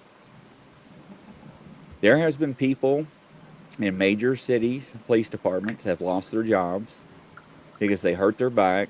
"Hey, honey, give me one of your muscle relaxers, would you please?" Yep. Not think nothing of it. And then guess what, Grizzly? Come here. Drug test time, brother. And you don't think nothing of it. And they fail. Yep. Same in the All fire. that's down the tubes. Yep. Same in the fire department. I've seen that too. Now, when that CBD oil came out, that FBI agent, I'm not going to mention his name. My heart goes out for him. 24 years on there. You can Google it, ladies and gentlemen. 24 years on the FBI. He had back muzzle spasms. He bought CBD oil, put it on, used it for, I think, 2 or 3 weeks. "Grizzly, come here. Your turn." "All right, I'm coming." Pulled him in the office. "Badge ID. You're gone." "What for?" You tested for THC." "What do you mean? I don't smoke. I don't do none of that stuff." And that's when the big lawsuits start coming out about that CBD oil, and because it was not FDA regulated. So, I mean, guys, I mean, people don't think about that when you become first responders, you know. And I mean, I was just as guilty before when I was younger. I mean, hey, mom, I'm hurting my back, you know, or I got a pain. Let me have one of those pills to help me. I mean, it's family. What's wrong with that? We're not thinking on that mentality level that, oh man, this is something good, you know, I'm gonna abuse it. We just don't think about stuff like that. It's second nature. You know, it's like Mike asking me, hey, Grizzly, you got any Tylenol? Hey man, I got some Tylenol code The 4 or codeine 3 3. with Yeah. codeine in it, right? Or hydrocodone, and gave it to you, and you don't even know it. Next thing you know, you go to take a drug test the next day and you fail, and I cost you to lose your job. So it happens. So yeah, you gotta be careful. You really do. Mm-hmm. You're always underneath the microscope in the first responder field. Yep. And even when you get out, you know, I still from time to time will get phone calls. Even on the civilian side of it, you know, not as much now because they don't want to pay me to bring you back in and the expenses to go to court, because I love testifying, because not only does the judge laugh, but I get the people out in the audience laughing too. In the damn defense attorney, man, they get so mad at me. They do. But I like to have a good time in court. Yeah, those D picks will come back to haunt you. What? Oh, Don't. I Even. am not reading nothing anymore until I Don't read it. do it. there it is. I am not. Didn't I say that last time on the show? Mm-hmm. I'm going to read it first, ladies and gentlemen, before I even announce it. Diane, you got me. Sean, I just had to pass a drug screen. Yeah, so they just came up to you. Hold on, I'm reading this first. You see, I'm reading this first. Yeah. He says, FBI. Hey, I can't see it before you put them up. So. Oh, okay, I'm just making sure. FBI has taught AI how to mimic a human behavior. Facebook is no. You're actually right about that. Not only have I seen that article somewhere, it's been a bad week, but no, I didn't get to really follow up on that. But this is really becoming a huge problem. This AI. yeah, It is. We're talking. They estimated the other day 300 million jobs are going to be lost. 300 million. Now the rumor is, if this AI works as good as it does, it's going to be over 900 million people without jobs. Now, what in the hell is 900 million people in America going to do without jobs?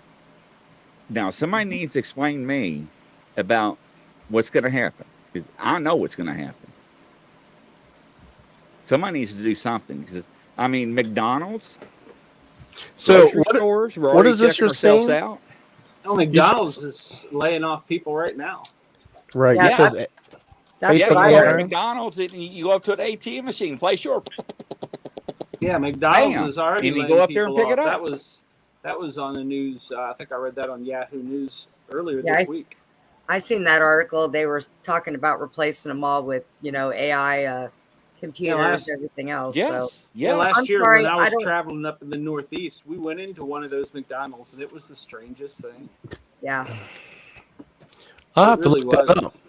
I and didn't it's hear. all I've never heard about that. Yeah, I think we're in Vermont, and we went into a McDonald's, and you push a button, and Here's my fact check. I think there might have been like 3 people in the whole restaurant, but I mean, there was like it was weird.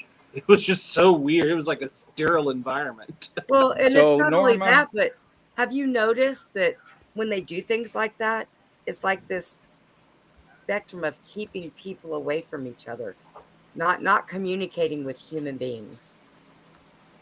I mean, that's what. Well, yeah, I that got makes that me feel feeling. like. Well, I got that feeling from there because even the layout of the restaurant, because it was a new one they had just remodeled, was different. I mean, they had like the layout was set up to where people weren't even close. I mean, like even when I was with Ken, he wasn't.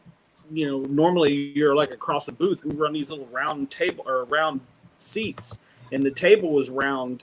And it was more elevated, so it was like almost up to here, and it was further away. It was just a whole weird futuristic thing. You're right, Norma. You're right. We do.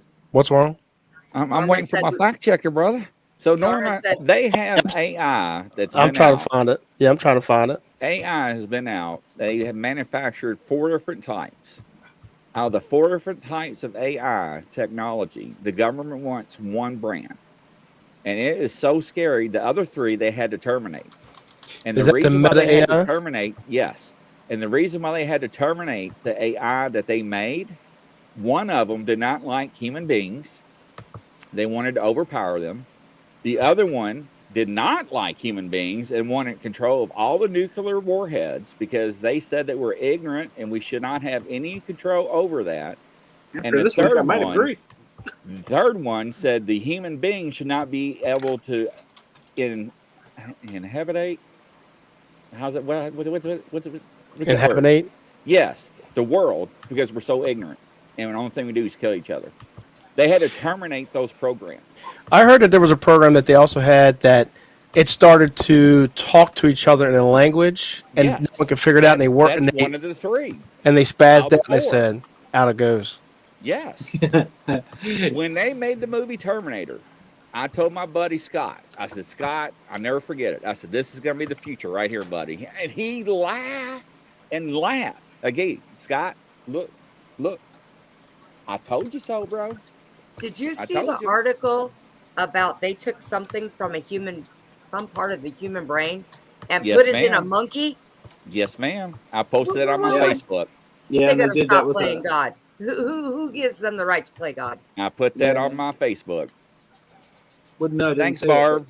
Barb and I are rocking together. Woohoo!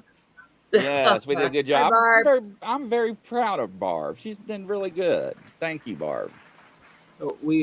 Diane, I thought it was safe to say it wasn't that way. Well, unfortunately, AI is taking it over. So I'm sorry, Sportcat. I didn't mean to really cut you off. No, it's all good. It's all good. Yeah, I'm still trying to find that info. I'm seeing some stuff about it because now you got me really, really curious about this fully automated McDonald's. Yes, I definitely want to see that. I think that would be pretty. You probably have to go to DuckDuckGo. Don't go to Google because it's really censoring stuff. DuckDuckGo. That was Mike. That was out. That article was done. Oh my gosh, I seen that months ago. Probably. It's not something you're going to pull up new. It was a while ago. I will tell you, I don't watch the news a whole lot, and it was mainly because I'm just tired of the back and forth of politics and stuff like that. It all stopped right around the beginning of the election, and I'm like, I'm just not into it. My father-in-law watches it big time, and then I hear both sides of it. I actually stay out of it. So I do miss that. I do catch some of the local stuff like that involves a lot of traffic, like down in DC, again, the WTOP news. So, but I don't hear much. So this stuff doesn't pop up on me, and I just don't see it. So pardon my ignorance, but thank you for letting me know, I want to say something. There's also the research. It's out there, Mike. It really There's also gas stations that are completely that way in the South. I want to say that it's Racetrack, or is it Raceway? It's one of the races in the South that is gone to that. When you go in and you open the door to get a soda and you pull it out, it automatically knows there's one taken out and it will scan it. You have to put in a credit card before you go in the store to enter the store, just like you do to pay for gas. Yeah, it's crazy. I wanna say something real quick, just in case. If you guys hear like a lot of heavy breathing, my daughter's English bulldog just came to the house and she was sitting over here with me. So that's all it is. I don't want to hear no comments. Just at Sportcat, Jesus, get it over with. I thought that was coming from Andy's house. So okay, thanks for clarifying. Yeah, Jen's here. Oh, I caught that one, Andy. He does it shit all the time. That was slick. Sorry. I forgot what I was going to say, ladies and gentlemen. That just Andy got a zinger in there. Yeah, he did. Made your mind go blank. Heavy breathing. It did. My mind Talk went about blank, heavy ladies breathing, and gentlemen. and Grizzly loses his mind. I did. So I don't remember what I was saying. I just. Well, we were talking about the AI, and Brenda. I just thought about something a while ago. They set up a store somewhere where they uses the NFC, which is the near field communications on the back of your phone. And you walk in, and as you walk past things, if you want it will actually give you it always keeps track on you and kind of gives you an advertisement. Hey, you were interested in this. We have this now, or blah, blah, blah. And the same thing, when you go up to buy, it's just like when you take your phone and swipe it on a credit card reader. You can buy stuff that way, automatic. The thing would come open and so forth, so on. My job, I have a lot. We actually have lock boxes. Lock box is very similar to Amazon, where you can get your prescription. You have a special code, your phone reads, so forth, so forth. You get your prescription out of the box. If you have any questions, you pick a phone up. There's a 24-hour hotline that speaks to pharmacists if you have any pharmacist questions. I have a lot of those popping up at retirement communities and nursing homes. So, it adds to it. we're being forced into. Now, I understand we have to advance for the future. That has to happen. We have to evolve to that. But we are being forced and pushed into the whole digital thing, and we need to be careful because there is a good digital and there is a bad digital. And I found out the bad digital tonight. My mom clicked a link that showed up on her phone, and me and Habib argued for about 20 minutes, and it was not. I love messing with them when they call. Everybody's got to be aware. I can't tell her how to send a Gmail. If she's listening, sorry, Mom. But I can't tell her how to send a Gmail. But this guy told her how to go open a phone, go to Play Store, download something, NetDesk or something like that, and put in codes. She had him going to the store, to the bank. And I'm like, what? She calls me and she's like, hey, they called. I got to go to the bank. I'm like, who called? She's like, PayPal. And I'm like, no, they didn't. And then she says, well, I got him on the phone. And this guy's like, well, hello, I'm from the PayPal. And I'm like, oh, really? What's your phone number? Right. Yeah. And then, of course, I proceeded to lose my mind, which, as you all have seen, I'm capable of. Mm-hmm. So, yeah. So Diane put up there, did you see they called for a 6-month hold on AI research? That is correct. But what they did not tell you was who was able to continue the research. The government's probably 40 years ahead on it that we don't even know. Longer than that. Yeah, I really think that our government holds stuff that's over 50 years ahead of where we are now. I wouldn't doubt that. I mean, if not longer. That's usually when they put a moratorium on something, it's a minimum of 50 years. So yeah, I wouldn't doubt that. They just cracked me up. Maybe I should. I could just run around and do whatever I want to do. Ooh, I want to run naked through the yard. I can't get arrested. There we go. Oh my Lord. So when Bart said that, not me. When Bart said that Biden's hand went through the microphone, I about freaked out. I want to see that video. I haven't seen that one. Yeah, I'd like to see that one. That was all CGI. It was. I haven't seen that one. I'd like to see that one. Because you know what? Here's the problem also with that. It was supposed to be in the White House front lawn. There's no parking lot, and there was a parking lot with cars in it. Duh. Man, depends on where depends on where it was set up. I understand that. There's not where it was set up, there wasn't a parking lot. I mean, it could actually. When they're going to turn around and interview the president, aren't they going to have the pretty background and everything? There's not going to be a parking lot with cars parked out there. When you describe parking lot, are you talking like a mall parking lot, or are you talking about 3 cars? It was a big parking lot. There was. Well, I'll give you that one, but yeah, because there's actually on all 4 sides of it ample parking so that they can put apparatus there. Mike's probably been involved with some of the pre-planning, so. Yeah, we have stuff up that happens up here all the time when he lands to go up to Camp David. So that's right. I forgot you're there. Yeah, we have that one. So Bart brought up something about the JFK, and then it's back, sparked my memory. Kevin Costner's movie JFK that he did back in the 90s. I remember that. Very interesting, makes you think. But at the end of it, they said that they sealed the records. The government sealed the records for that for like 20 years or whatever. Aren't we in that phase now where we can open that up and actually look at the rest of the records? We are. They got sealed again, I think. Yeah, no. I remember they said that they were not letting them out. Yeah, we are. But they said they did talk about some of it. But then I read an article, and I don't know if it was Trump or if it's actually the Biden administration 2.0,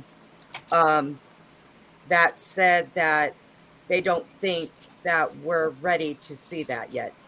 Although I don't know why they don't let it out because Barbara, we all check your know. phone. Barbara, check your phone. Barbara, check your phone. Attention, Barbara. Go ahead. Yeah. You know, I you know, everybody knows. one of the things that we have this big January the 6th hearing, and it's on prime time, and it's going to be made this big media spectacular.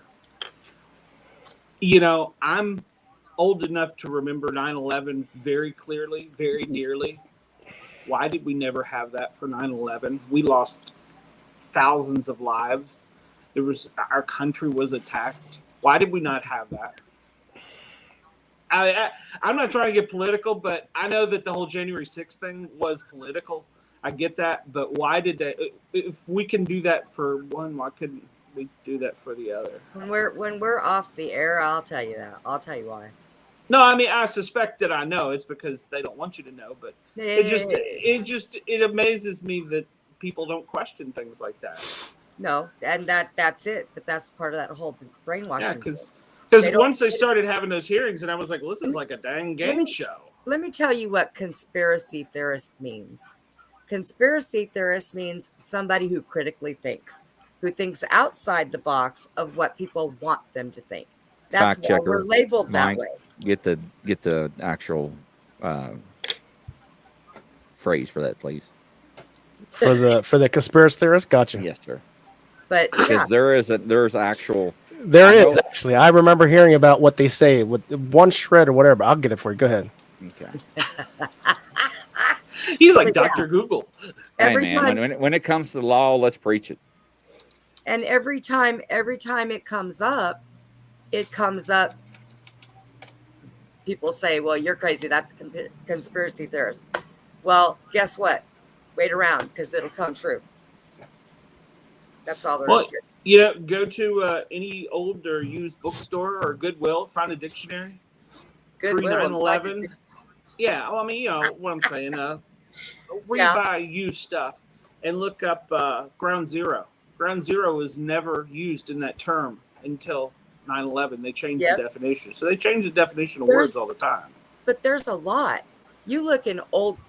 There was a thing I was watching. I can't remember what movie it was, but it was a movie that was made like, I don't know, 10 years, 10 years before 9/11. And they were saying in this movie, and it was showing that happening. It was showing the Twin Towers falling. Okay, then follow the Supertramp. Follow the Supertramp conspiracy. Breakfast in America. Well, yeah, and I mean, but they've shown us everything that they're doing now. They've already shown us. We had a training class with FEMA textbooks. I think I still have one somewhere. I saved it in the front of the book, and this was a 90 book. I don't know. I've been in this career for a while, and it had the Twin Towers on it in a bullseye on them. Yeah. Yeah, and the government published that, and that was it was a long time ago. It was back early in my career because I remember looking at it going, man, it's kind of odd. Yeah, Chris, you're right. That was it. He did want those released. Yeah, that's why I left Cruiser's Chris comment up there. Cruiser Chris is in the house. Yeah, I know that it was somebody that was stopping it and somebody wanted it. And yeah, you're right. It was 9701. What's the Sir. definition? So I found the definition, but this is not the one that I was told, and I'm trying to figure out how to put that down in words, the one I was told. But so I have two.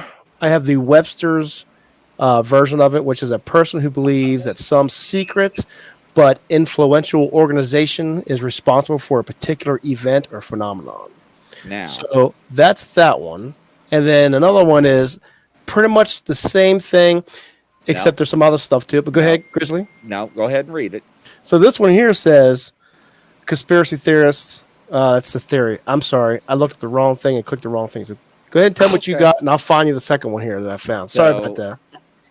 The key word, what he said, was a person. Think about that when he finds the other one. I don't know what rabbit hole you're going down on this one. So. Now, we'll take you. I do. Go ahead and keep talking. I'm still looking. Oh, I was enjoying looking at your. Oh, I thought he had it. I'm sorry. Do you feel like you're under pressure, Mike? There was what was that, Brenda? I'm sorry. I said, do you feel like you're under pressure? Just a little bit. I'm singing the song Under Pressure. He's like our secretary here. Yeah, exactly. So I like watching I guess like the ancient alien files and stuff like that. Yep. They had a definition that was perfect, that brought everything to light, and it wasn't. This one here is the Webster's is basically thinking that a government or one person is the one that's taking care of it. The way that the Ancient Aliens described it, that program, that sitcom, was, I'm trying to figure out how it was. It was basically like, all you need is one, either shed of truth or something that comes close, that makes you think, and then it may become a conspiracy at that point. So, and I might be saying it wrong, but I'll find it. Do you know what I found out about that word? What? I found out that word was actually created by a 3-letter agency because people started wondering and asking questions about JFK's death. So that came about by that 3-letter agency to say, oh, it's a conspiracy. It's a conspiracy theorist. They're crazy. Yeah. I'm sorry, we are not crazy. I'm crazy. Okay, we are crazy, but to an extent. Mm-hmm. See, even Andy agrees I'm crazy. Yep. All right, ladies and gentlemen, an Indiana Penal Code in 2017, Title 35, Article 41, Chapter 5. That's 3141 5-2. A person conspires to commit a felony when intent to commit a felony. Now, we can remove the felony and put anything you want in there, ladies and gentlemen. Okay? We can replace felony with anything. The truth. That's all right. Person agrees with another person to commit the felony. A conspiracy to commit a felony is a felony of the same level as underlying felony. However, a conspiracy to commit murder is. Now, I'm not going to go any further because then it talks about different felony lovers. Wow. Norma So, got that all it right. takes is one or more person to have a conspiracy in Indiana, and it's a felony. It takes more than one in Indiana? Yes. So if you and I talk and somebody hears that, that's a conspiracy right there. It's like the old definition of gangs when they changed it, remember? I'm glad I don't live in Indiana. Goes back to Kentucky, Norma says. Cruiser, Chris, I'm doing well. Hope you're all doing well as well. Yes, we are.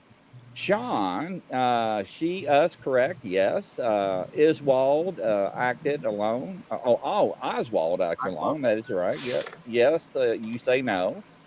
Cruiser, I saw something like Discovery Channel and History Channel one weekend about a secret government and about the fact that everybody that think we are making decisions really aren't the people. You are actually correct. I do believe in that, Cruiser Chris. Cruiser Chris again making decisions. Yes, and Sean says that would be correct. Oswald. Now, the one thing I would recommend is that you use Wikipedia.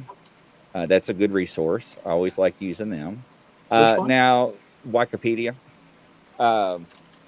Now, the single bullet theory is impossible. Anybody in the right single mind. And guys, I have the same rifle as he did.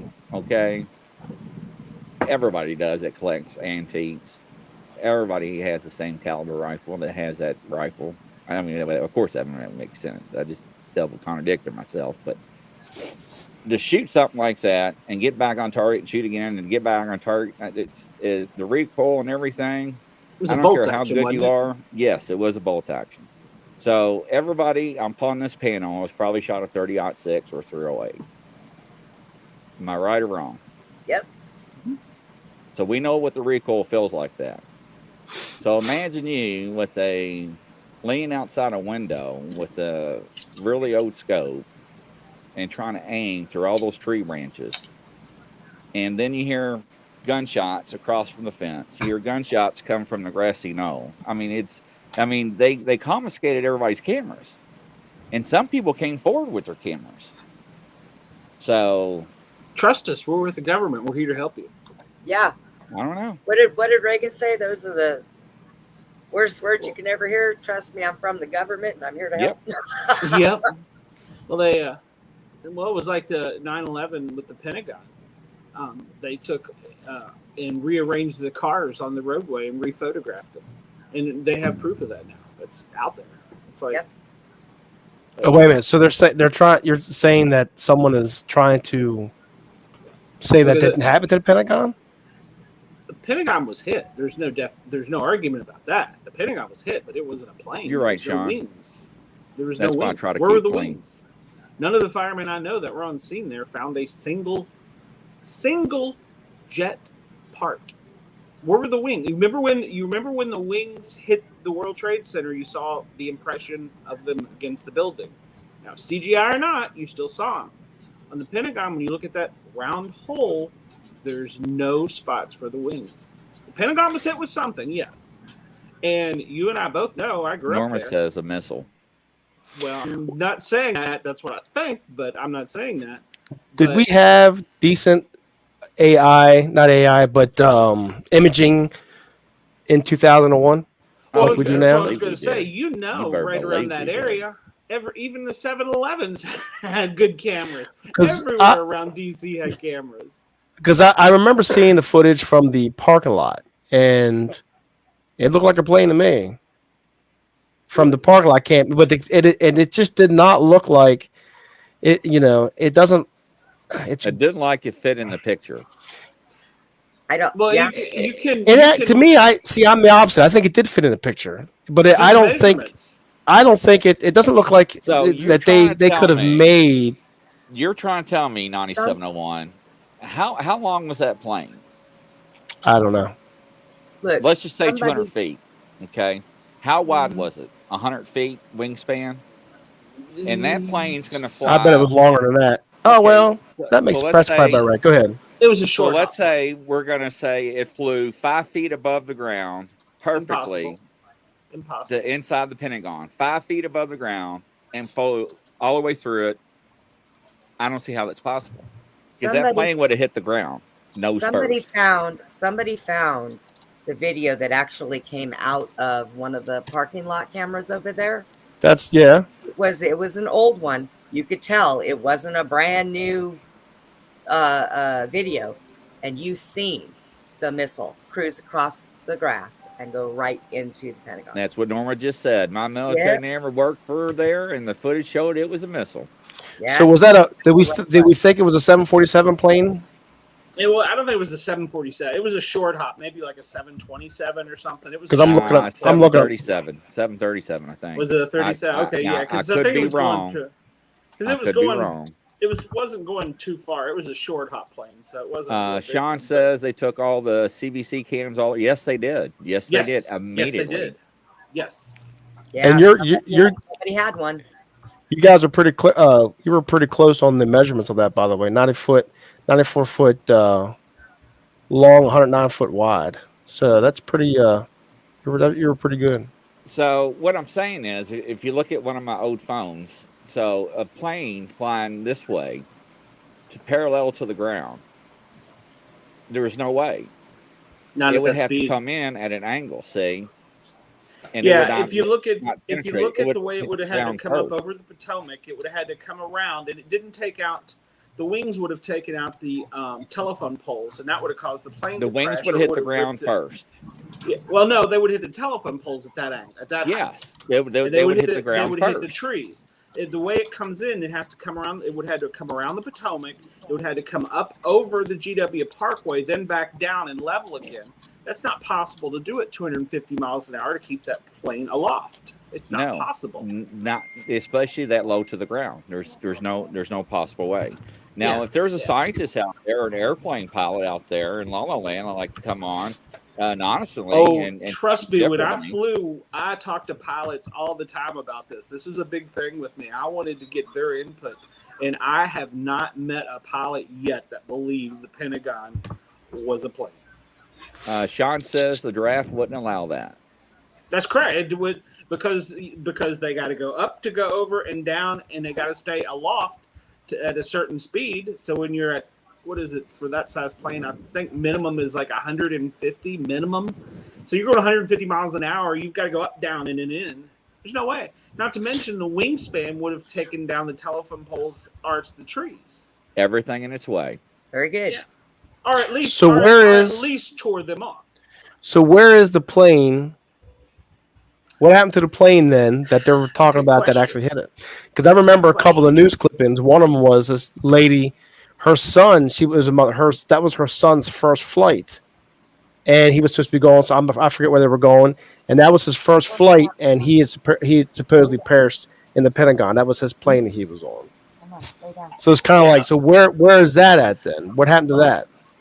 Something killed them. So here's the deal. What Mike's saying is not only what happened to the remains of the plane. What plane went down in Pennsylvania? What was the tail number on that one? 93. Now, when they showed the ground, what did we not see? Probably plane. That is correct. Only thing we saw was a hole. Now, ladies and gentlemen, I'm not very intelligent when my psychiatrist talks to me. Okay, I did poorly in math, but let me tell you something. Did you go this when way? I blow crap up, there is crap everywhere. Okay. I'm telling you, debris, field. Look, Andy knows. Andy blows crap up. Man, when we were kids, we played with firecrackers. We used G.I. Joes. We used Star Wars figures. That's we right. know, hey, that arm goes somewhere off that doll. Am I right, And that's another Andy? thing. Yep. They say the plane wings and everything totally incinerated. Oh, but here's the wallet You know- of the guy in seat number 2.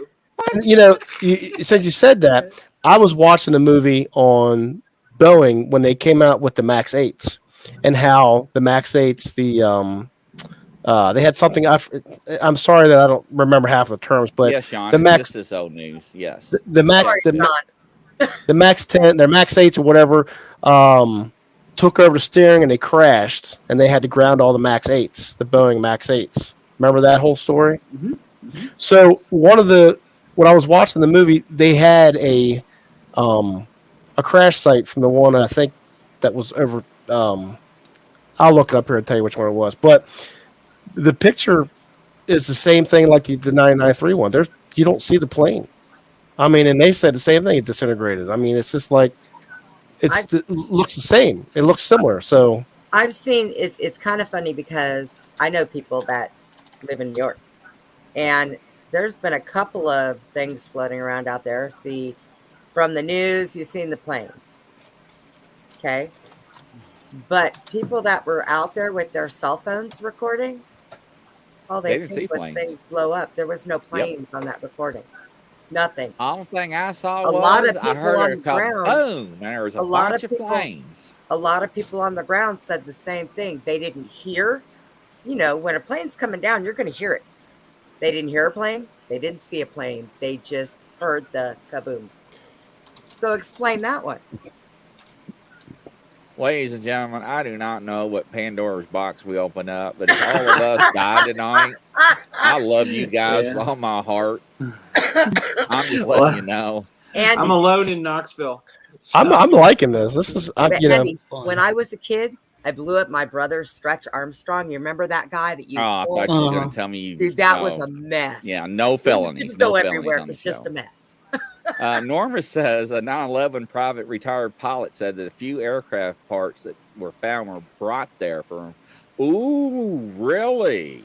After optics for explosion, so it was a production. Boy, I Now think that Norma, would make sense I because think Norma and I heard watched the same thing. I heard that there were flatbed trucks with tarps on them that was brought in from the backside. Yep. Now that would make sense. Now, once again, it is a what? It's our Conspiracy opinion. theory. Yes, and So it's it our is opinion. a and it can- conspiracy theory. Yep. Now, for everybody that lost a member in 9/11, our hearts do go out, and we are very sorry and tragic. Yeah. We're not trying to bring up or stir up No. any first trying to trigger responders or trigger any memories or emotions. We just want the truth. We don't know what's real or not real anymore. People deserve So, the truth. Well, yeah, that's the So I problem just is wanted we to do throw that out deserve the there. truth, and unfortunately, that will in our lifetime we'll probably never get it. Maybe I my don't know about that. grandchildren's lifetime. Maybe. 9701, what are you working on down there? Have you not found it yet? Oh, I've found all kind of stuff, but see my He's whole, in a rabbit Oh, hole. see here's We lost Mike. yeah. So I mean, I'm finding all kind of pictures of the Pentagon. I'm seeing plane parts everywhere and stuff like that. But as we're talking, which ones are real and not real? You know what I mean? So I'm trying to pick that. I'm trying to see if that is a trustworthy news source.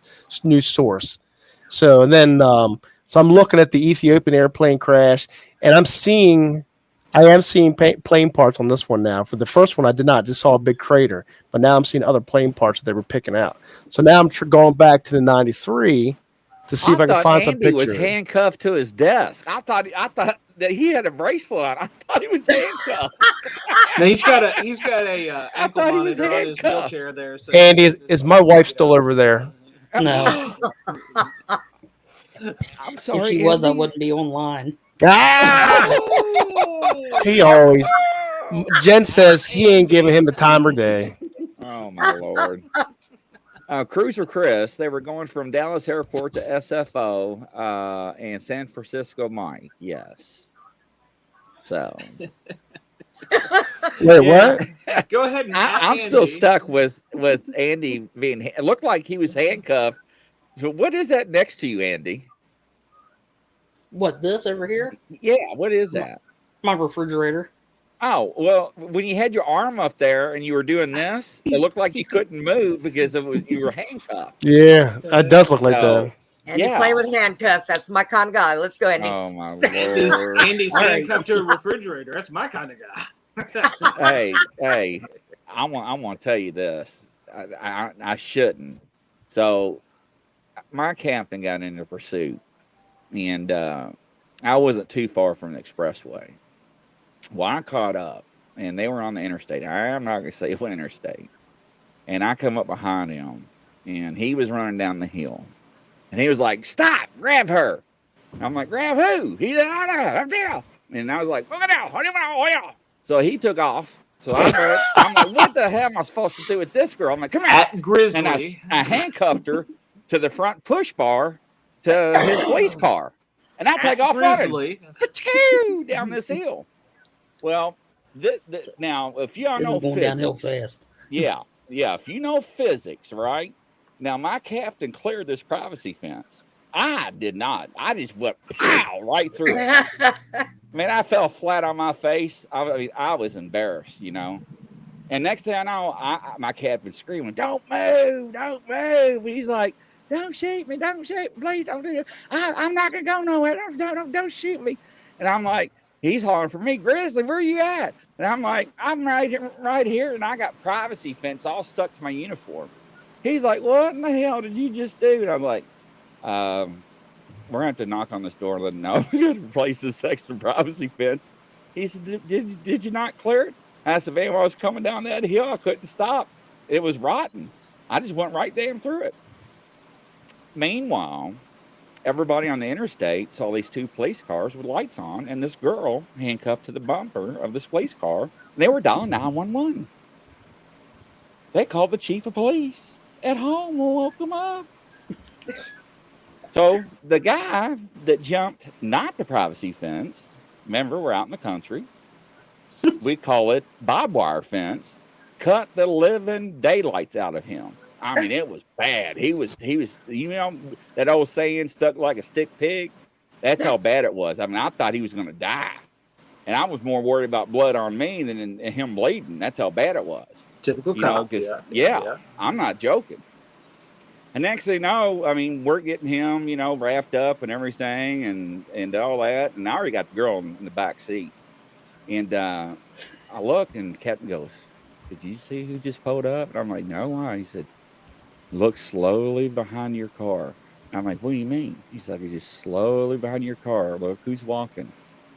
Now look, and there's a guy in shorts and a T-shirt and flip-flops. And I'm like, I said, "What the hell is he doing?" I said, "Oh, he's probably just passing by and seeing we're okay." I said, "What's up, Chief? Woo!" He's like, yeah, woo, my rear. He said, which one of y'all gonna me, but did that girl to the front of that bumper? And Captain was like, what is he talking about? I was like, you don't want to know. Play dumb, play dumb.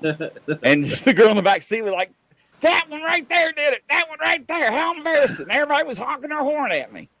So, anyways, do not, ladies and gentlemen, hook somebody to the bumper of the front of the car. Or the first car. At Grizzly. Yeah. And to the owners of that privacy fence, thank you for not letting the department pay for that. I appreciate that. I really And do. then he had her in the back of the car. Yeah. I've been handcuffed to a few things, but a bumper of a car, I can say I have never had. At Brenda. At Brenda. I'm trying to stay scandalous this week because I have been through hell this week. My life has been a literal hell this week. It has. It's been bad. So Diane says, I always want to know what was inside those stretch dolls. Stretch dolls? Yeah. What? What? Diane, you're the one that got me last week. I'm not reading no more. Stretch dolls? What? I was talking about that, stretches. And by the way, I did actually save Stretch the audio Armstrong. clip of Grizzly. Yes. So I'm You lost. Oh, I know what he's talking about. I know what you're talking about, Brenda, now. Yeah. What'd So- you say, Glenn? I said I did actually save the audio file of Grizzly asking for. So, but it's been a bad week, so I didn't send it. Norma, I have no idea. So, Norma, I'm going to tell you one more police story, and then I'm going to knock it off the rest of the night because I'm going to get myself in trouble. So, You can't tell fire stories. my captain was on a traffic stop, and I pulled up. And, for courtesy, you always pull up, whether it's your department or not, and ask them, hey, you're okay? Do you need backup? And usually when you pull up, the officer will have his hand behind his back, and he'll either give you a sign to stop, or he'll wave you on. And that's what they do to let you know, hey, don't distract me, I'm good, go on. So, because sometimes you can actually hurt and interfere and get the officer hurt real bad or shot or whatnot. So anyway, I stopped and I said, hey, Cap, what you got? He said, no, this guy's drunker than hell. I was like, really? He said, yeah. He said, damn it. He said, I was just about to get off shift. Remember that, Sportcat? Just about to get off shift. Always happens. He said, yeah. And he said, now I'm going to have to go in. I said, how bad is it? He said, man, he ain't getting out of the car. And I looked up. I was like, good gracious. And I took off running. He's like, what? I was like, he's swallowing pills. And I grabbed that some bucket of headlight. I'm like, spit him out, man. Spit him out. I'm choking him. I am choking the living hell out of this guy. And I'm like, ripping him out. And he's like, and I'm like, get out, man. And I cut the seatbelt and I pulled him out, man. I'm like, spit him out. And he's spitting them all out and everything. And I'm like, getting him handcuffed. I'm like, man, I got you for tampering with evidence and all that stuff. I can't give me the evidence back. And then he goes, you're out down here killing me, right? I'm like, well, what do you mean? I'm like, they were Tic Tacs. Oh. At Grizzly. He was swallowing a handful of Tic Tacs. I really thought that was going to help on the certified BAC machines, yeah. Yeah, Norma. Oh, my God. Yeah. I did not live that down for like 6 months. Oh, that's wow. Washington Dulles Airport great. to SO Mike in San Francisco. Oh my G, Norma. Yes, Norma. That was an oh my G. My captain was sitting on his legs. There's a certain way to when somebody's out of control and drunk, wanting to fight, you cross their legs and fold them. That's knees the way on they them. put you. And I was actually ripped him out and cut the seatbelt off of him. Because, at the time we had a real drug problem. So, and I'm going to bet that guy right now probably has a complete aversion to Tic Tacs. That would have been a hell of a Tic Tac commercial. Good God. And I bet you he probably got out of the DUI because of that. No, he sure didn't. That's good. Didn't. That's good. That's funny. Good. Yeah, he was over 3 times the legal limit. And he told the judge that we pulled him in Kentucky and drove him over to Indiana and arrested him. So that Tic Tac wasn't going to help him. That was embarrassing. No, that was embarrassing. Grizzly. I was waiting on you to say he was a diabetic. Right. His what do they call his sugar pills they put in their mouth? Glucose, yeah. I do have those glucose tabs. tabs. Glucogen or Yeah. glycogen. Yeah. Mhm. Yeah, the tabs. Yeah, I was waiting on you to tell me that. Well, hey, and speaking of diabetics, I understand now Narcan is available in CVS and Walgreens and all these places. So thank God I'm not in the streets anymore because I cannot imagine how many diabetics are going to be Narcan. Oh my God.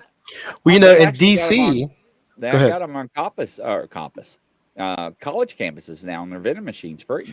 there you go. DC has them. They have vending machines set up in certain areas, like Yeah, like in those AED areas. stations. Yeah, I've seen. Yeah, and that. you can pay. They even have hygiene stuff in there. So they're going to be putting in your COVID test and even an AIDS test in those things. You know what's sad, 9701, is that This you go world. on YouTube and they're sitting there, these kids, I'm going to call them kids, and they're sitting around and they're seeing how far they can go and they're bringing them back and laughing about it. Oh, I've ran that call. What? Absolutely. No yes. kidding. I've ran that Yes. call in Atlanta. Absolutely. Yes. Yes. He's telling the truth. I've ran that call. They will Wow. have one I'm person sitting that here is- trying to remain is calm. the safe one. Yeah. Yeah. they'll have one I haven't person that's seen the any of safe those one. calls yet. That's bad. Yes, that is. Yeah, I've ran that in Atlanta.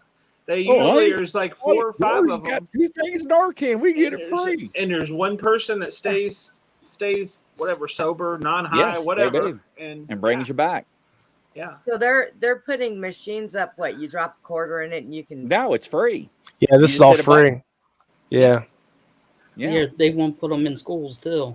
I've got Oh my like 7 God. or 8 canisters of Narcan. I get them free because my medicine. And I'm like, what am I going to do? Take pills in one hand and in the other at the same time? Hey, Wow. your sinuses will be clear too. So. Oh Lord. So Well, I hurt my I neck mean, doing that. I think we've went a little bit overboard with the Narcan. But, I mean, yes, we're in the middle of a crisis with it, but Okay, so who created all right, it? so we went over the thing with the Narcan. So we went over the thing with the AIDS. Okay, we passed out free condoms. Then we went over the thing about free needles, and Yep. now we're going to the Narcan. So what we're gonna do? Start giving out free heroin like some Well, states? don't forget Okay. safe Now, wait a zones minute. now. Safe areas that Oh, take yeah, your they're heroin safe now. zones. Yes. But all the Yes. places, all the things with the needles. Dying's know- dying. Do you know you cannot take needles in and give them away? Yeah, if you're in like a QT or whatever bathroom and there's a Sharps container, but you can't take a Sharps container just anywhere. It has to be What do you specially mean they got handled. tampons in boys' bathrooms? Yes. Yes, they do. They do. Yes. For the conversions, the changings, or however the proper Trans- term I don't is even for. know. I The don't even know This how. time transgenders- I'm gonna have to the remove myself from the transgenders- channel before I get broadcasted. Where'd he As go? Grizzly. I had to do that. Yeah. It's for I'm like, when really? surgery's not finished. I don't understand. Glenn's how any of surgery's that not works. finished. When Yeah. when You're in transitioning. You're in when a female transitioning. transitions over to a male, and they still have their female body parts. Oh, they haven't had the surgery yet. I got Yeah. you. I'm sorry, ladies and gentlemen. A little slow. It's been a long day. You shouldn't have to be slow, Grizzly. This stuff is all over the place, and they make it absolutely clear. No, Well, I that's mean, like the Tom I- She said they make it absolutely clear. I was trying with to a ignore with that. a C, with a C, Ah! All out there. Woo! Oh, there was no Q. It was a C. Tampons are for nosebleeds. hey, I actually used that to stop a nosebleed one time. Yeah, they It do. worked. Just don't. I've shoved Don't that in a lean them bullet back, hole yeah. once, and that worked. I could see that. Stop That the would bleed, work, right? Yeah, Pack that the would work. wound. Pack the That would wound. work. Actually, I think military medics train that way. So yeah. So, ladies and gentlemen, we had this one guy that stowed a lot of merchandise for this retail company. Wouldn't have been And- Best Buy, would it? He got caught out in the parking lot by an employee. The employee tackled him, and he fell and hit his head across the curb. And when he went inside, he was cut pretty bad, and they already had EMS en route. So I asked one of the females for a tampon. Whoa. and he had no idea. But I peeled it and stuck it to his forehead. And when EMS walked in, they dropped the bags and fell on the floor and rolling and laughing. And he didn't know what was so funny. They took pictures of it. I don't know how they did not get in trouble. Did you leave the string on it? No, the pad. No. Yeah, that's what I was about to ask. The pad. Yeah, the wings. Yeah. Okay. That's what I was going with. Yeah. Did you do that and leave the? Okay, I got the pad between a tampon and a pad. Oh my God. I mean, Grizzly. I wouldn't have been able to contain myself. If I'd have walked in there and seen that, I'd have been like, oh, EMS fell out. See, me being the medic showing up on that, I'd be like, okay, so the cop obviously treated you, but how in the... Yeah. He treated you all right. I mean, I was like, that's the only thing we had, you know? Yeah. You got a Band-Aid? No, I have a panty liner. Will that work? No, this is not a panty liner, man. This is like a super extra heavy duty max pad or something. I mean, this was like for a combat-free shooting. Does he need low flow or does he need high flow? Right. No, this was high flow. Did they this have was high wings? flow because it did not bleed through. The wings, yes. Did they have the wings? Right. Yeah, that's what stuck to Get his that little bit forehead. extra tape. So The poor things Norm you've is seen as a dying. medic, yes. So the things How you've did seen we as a go medic. how did we go from 9/11 to Tampax on your face? I have no idea. Our show is diverse. We have a very wide topic selection this evening. At Grizzly, yeah. Good one, Andy. Very, very wide. Our show is very diverse. So, yes. Diana Fetterman wants safe shooting spots. Now, Diane, I'm not reading yours no more. I got to read it to myself first. So, yeah, she gets me every time on something, ladies and gentlemen. Okay, Diane, where on earth is there a safe shooting spot? I wasn't going to ask because I was afraid. Gun ranges. There you go. Gun ranges. Yeah, a gun range. So until you get some idiot that decides to use a tracer round or something to burn the building down. I know some cities that think that the whole city is made for safe shooting. I worked in that city. Our fire station had holes in it. We would not go out on holidays because bullets were just falling down into the parking lot. Yeah. I mean, DC, there's some fire trucks that got some holes in them in DC. Mm-hmm. Yeah, it's you crazy. know what's funny talking about DC is when they had those damn bottle rocket wars. Have you seen those on YouTube? When those people in the hood get those damn Roman candles and they have those wars. Yeah. My God, you talk about some crazy stuff. They chase him around, and dude, they got like three underneath their armpits going like boom, boom, boom, boom, boom, boom, and just sparks and stuff, grenades and what? I mean, dude, that's wild. Then you got the ones from the third floor waiting. Here they come, George. Here they come. Get ready, light it. And they're laughing so hard. So Sean says, Grizz, his new nickname is K. What's K mean? TikTok, Grizz. Oh, tic-tac, Grizz. Oh, tic-tac. I got you. I was a little slow on that one, too. Oh, tic-tac. TikTok, yeah. See, 9701 just got it. Mm-hmm. I did. I'm still looking up the point. No, I'm just kidding. Go ahead. Yeah. I was going to say, are we going to have to throw a rope in that rabbit hole? His wife's purse and getting stuff for the first aid kit. That's exactly. I like that. Yeah. Pack the wound. Pack the wounds. My last 4th of July in Washington, D.C., we had one of those bottle rocket wars, and the whole neighborhood it looked like a war zone. There was like a fog and a smoke over the neighborhood. My neighbor decided he was going to Roman candle me from his upstairs bedroom. Yeah, that was fair game. It was on. I set his bed on fire. I shot through the window and hit the ceiling, bounced down, and landed on his bed. No, that's bad. That's bad. No, it was fun. It was fun. But I'm older now, so I know better. And you'd still do it twice as much. I believe it. 3 times as worse, but yeah. Oh, I've been set on fire during those things. I've been, yeah. You're older now. So who was it? The Jack with the ASS to put the bottle rocket between his cheeks and legs. Oh, tons of those are floating around. Yeah. Mm-hmm. What in the world would possess you? It's hilarious. It's not. those videos where they do that challenge thing. Boy, those things are out of hand.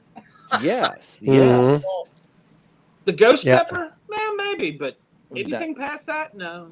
Oh man, hold up. Ghost pepper. I don't remember anything about a ghost pepper. No, I It's got like a the video for one you chip all. where you eat that ghost pepper Stand potato by, chip. stand by. Let me find this video. Oh, yeah. If Stand anybody's by. got diarrhea, you can't watch it. All right, So so I'm just letting you know right So- up front. we went from feminine hygiene to anal hygiene. Oh, there's that Hold word. It was there last week.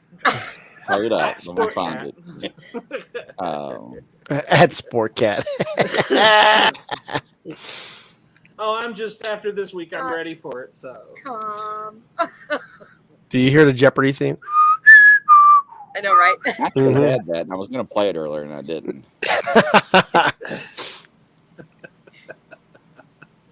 I feel like this week my life has been in jeopardy. So Your life between- has been fine. Stop beating yourself up. Oh, what's that? no, it's just been the car, mom, and I found out my sister-in-law watches this show. So hello, Karen. You know what you need? You need to go to a day spa. Trust me. Spend the whole day there, get a massage. Okay, so I want to ask a play around question. in a mud bath. Mike is the most done. girly man I know, second to Grizzly. So, have you ever had a pedicure? I have. I love them. I made a joke though because I took a picture. Manicure. I took a picture of something and my foot was in it. And one of the guys was like, "Oh, I had my feet propped up," and he's like, "Oh, you should sell them." So I was joking with my wife. I said, "We can make some extra money." So she was talking about getting a job. She goes, "You know what? Screw that. I'm not getting a job. We're going to a pedicure. We're getting a pedicure right now." And I'm like, "For what?" And of course, I didn't do it, but so no, I didn't get a pedicure. And for the record, if your I wife didn't has get an a pedicure OnlyFans either. account, she's not allowed on this channel. I'm not interested. I Look, don't want it. Look, let me tell you what good a pedicure is. Do you know that every sensor that control, like if you have a headache, there's a certain spot on your foot that you rub and it'll get rid of your headache. You have a backache, there's a certain kidneys. You can increase your kidney function by a certain spot in your foot to massage. So pedicures are actually wonderful. You should try them. I might try a perm too one time, but Well, it looks He like did. you Look what already did, happened. and it burned out of your head. left it on too long. The nair. He did. Look what happened. I'm not using your Grizz's barber. No. Mine is Mach 5. Nothing wrong with Grizzly's barber. Does a good Yeah, I job. do it myself. That's right. He only stops halfway. They I don't know. seen it one time. He was grooming that thing, and it just looked so perfect. I'm waiting for him to come in with one of those that's just. I saw some pictures of that earlier He's got to today. have mutton chops, you know.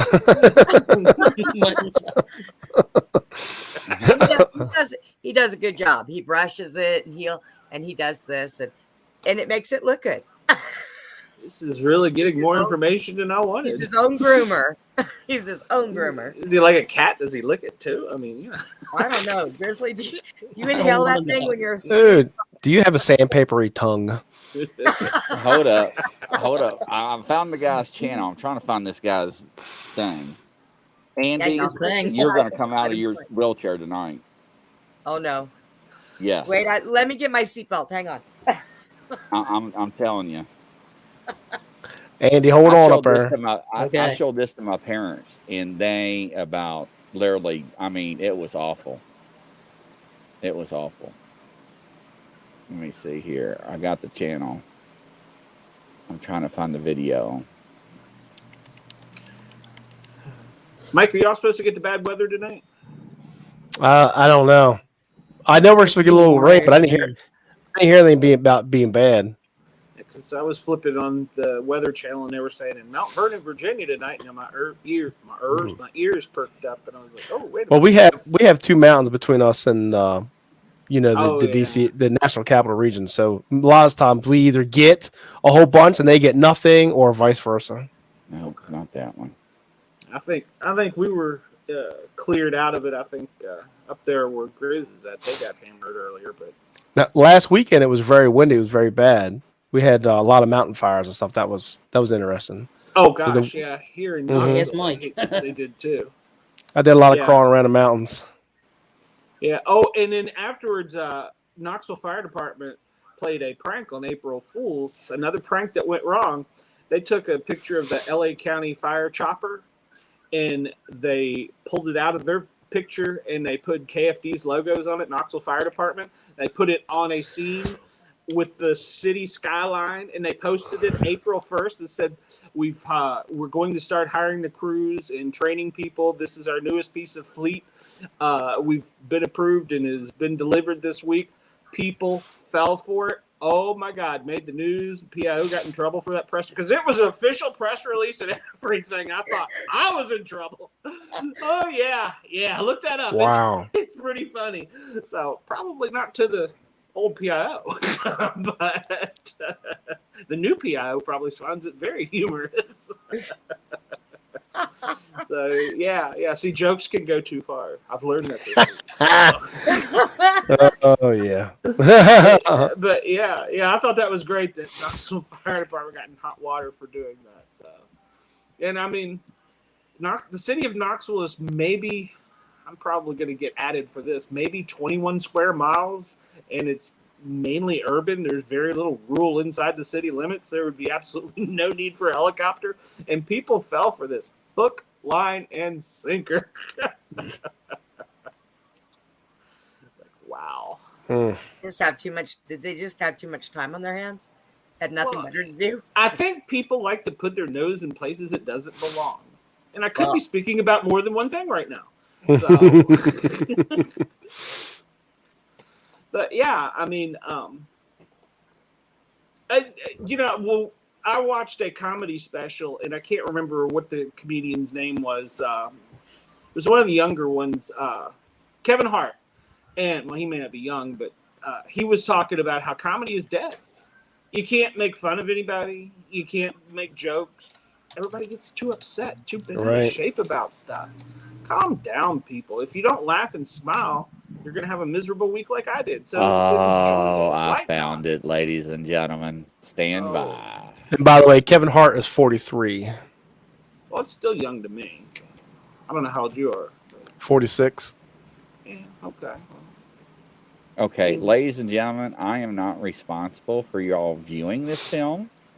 I'm just letting you know as I bring it up. So just views and comments do not represent Sportcat that he's about to display. Telling you. I'm just throwing that out there, ladies and gentlemen. That Grizzly. Grizzly LLC is not responsible for whatever happens to you. I'm gonna go ahead and hit present, and let's see here. Where are we at? It didn't pop up. That's not a good sign. There we go. Share screen. It's not a good sign when it didn't pop up. All right, stand by. No, it's not. Ain't saying a word. All right, the girl at the picnic. All right, here we go. Blow it up. There we go. Have a good day. Oh, Lord. Now, this is years ago, ladies and gentlemen. This is years ago. I mean, years. Did it freeze? Oh, there we go.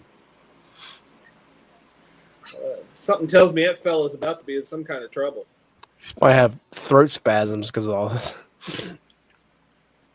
Not really sure what this fella's thinking by holding those peppers that way, and what I assume he's going to put them in his mouth.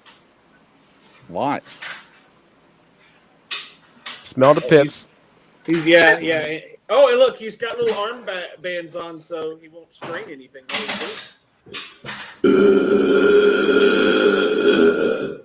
And make way to go, Andy.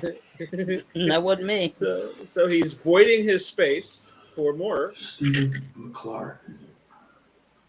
Drill drummer. Battling Beast here. Today, I am 100% totally freaking screwed. Because what I have here in front of me are the hottest peppers in existence in the world. Whenever I need a hot pepper, my go-to guy is Ted Barris, a.k.a. the fire-breathing idiot. He sent me Maruga scorpions, Trinidad Butch teas, ghost peppers. He sent me all the hottest peppers in the world. And I made the mistake of contacting him about a week ago. I said, hey, what's new? What's new in the chili world? And the only 2 words he told me were chocolate bootla. But there's no chocolate in that. I thought that the Carolina Reaper, which is this pepper, and now currently the hottest chili in the world, I thought that this is what I contacted Ted. I was like, yeah, give me some Reapers and I'll eat them. He said chocolate bootla. And apparently he's an experienced chili eater. He tried to eat 2 of these things and he said the taste of it and the burn of it was violent. It's a violent burn. You know, Steven, who goes by Stand By and Fire on YouTube, is a chili head. He reviews chilies and he grows chilies. He was kind enough to send me a giant bag of ghost peppers, chocolate bootlas, Carolina Reapers. I don't know if he wants to see me die, but I'm sure as hell going to give it my best shot today. Hey, but just for safety, get ready for the violent burn, kids. Do not try this at home. I am somehow an expert at this. Not really. Got 911 on speed dial, and he's got on speed dial. I'm an LA beast. I'm about to dominate this chocolate bootla.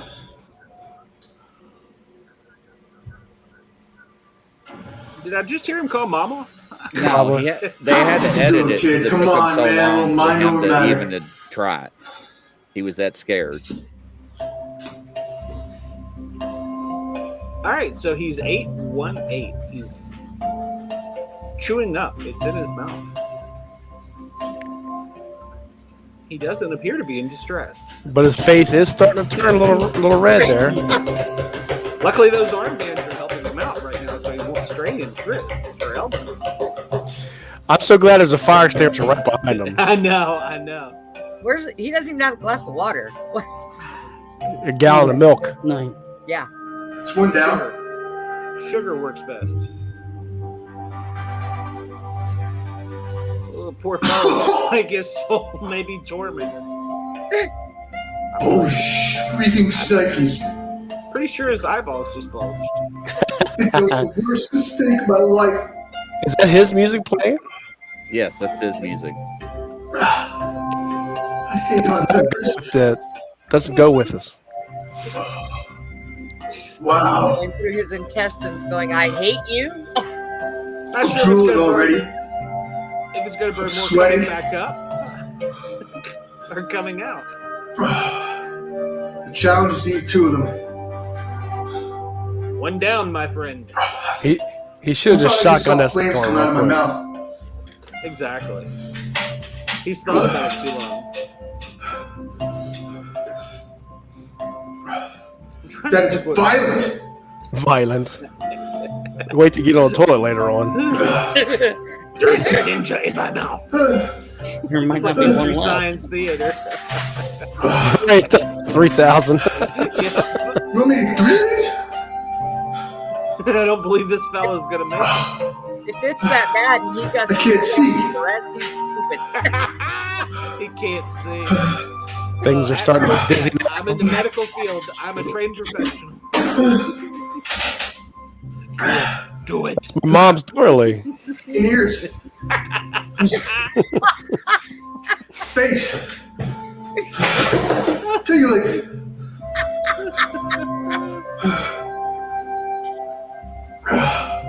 Smell the pits now. They're stinking. Oh. No. Oh. There's not one single drug that you can give to this man to save his soul right now.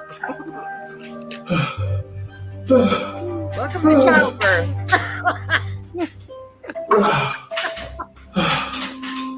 He's Oh, I throw up. He's going to give him a little baby. Knew he's going to throw up. It's going to come up twice as bad. Wow. Yeah, I know, right? I love the subtitles. Wow. Do it, man. You're going one down. Oh, My whole mouth is on fire. Fire was at a fire extinguisher. There, the shakes. So this poor fella.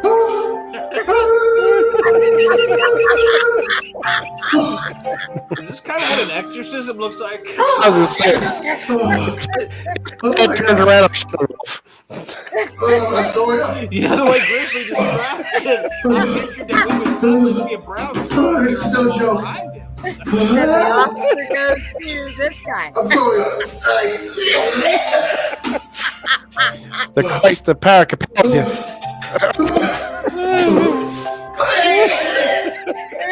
In his right hand, he has a bucket. In his left hand, what does he have? I can't last 5 minutes. Oh, he's got a gallon of milk. This is going to be entertaining. Here comes the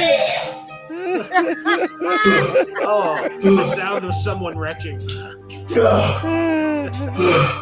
I can't see.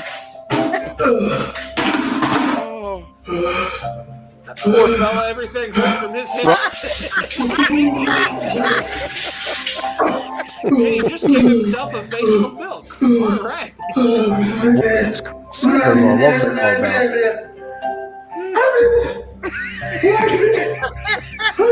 That would be speaking in tongues.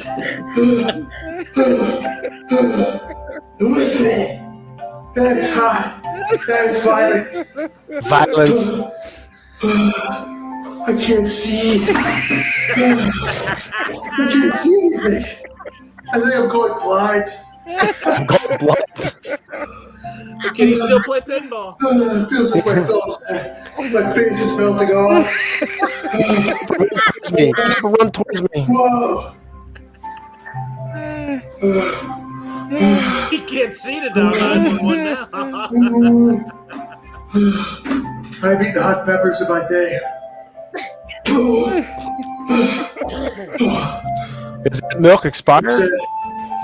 I don't think it would be.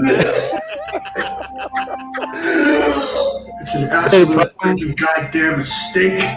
You use skim milk. That's your Come problem. in here and eat chocolate gula. 2%. Yeah, don't No, do I'm freaking- I'm not a freaking pepper eater. Now we're in confession. Hell no. I'm sorry. Hell no. I'll never do this again if you Hell Now listen it's- to me. this is when he's getting closer to God. Yep. Yeah, there you go, John. Welcome back. In honor of the Carolina Reaper being the new 2014 Guinness Book of World Records holder for hottest chili. Why not eat it? I'm going to 100% regret this. This fella's still going. I must hate myself really, really badly. I'm the LA Beast. I just spit on the chair. Carolina Reaper.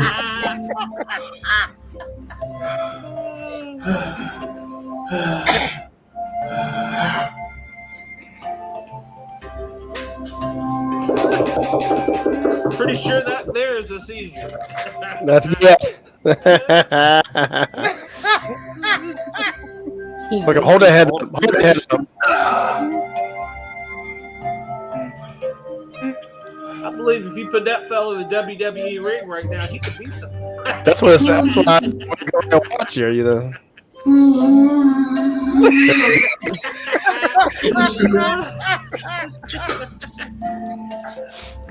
Okay, so dudes, you're gonna have to post a These link. are two of the hottest peppers in the world.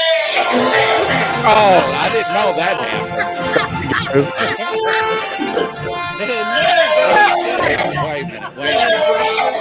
Wait a minute. Hold up. No, that's not the right video. No. That's not the right video. There's another one of these. No. So what happens is in the video, I'm sorry, ladies and gentlemen. That is, let me hold up before I do anything. Let me stop sharing this.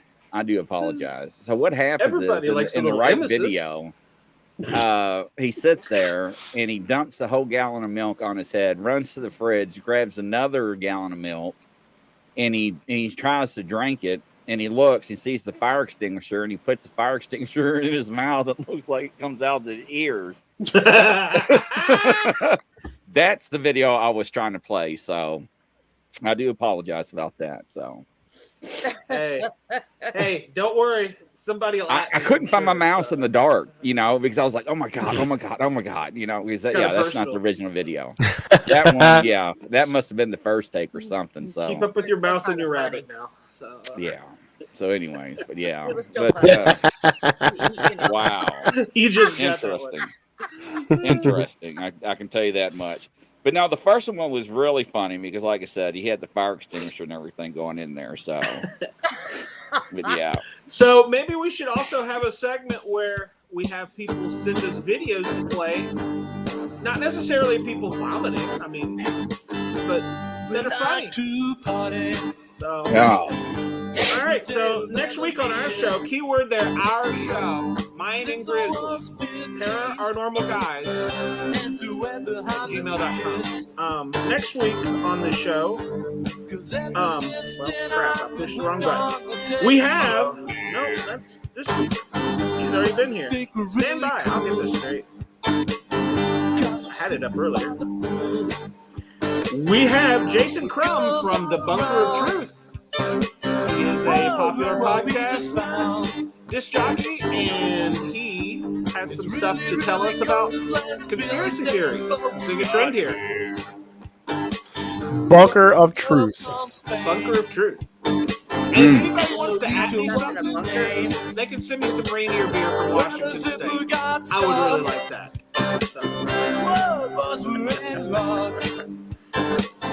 Chris is like, Grizzly, this video is sponsored by Pepto-Bismol.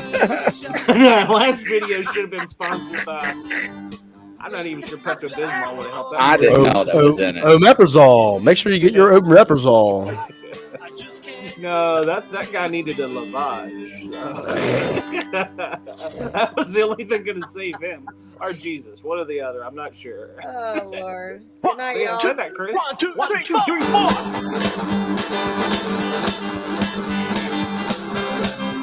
And this song is brought to us by Al Ludwig of the Johnnies in Knoxville, Tennessee.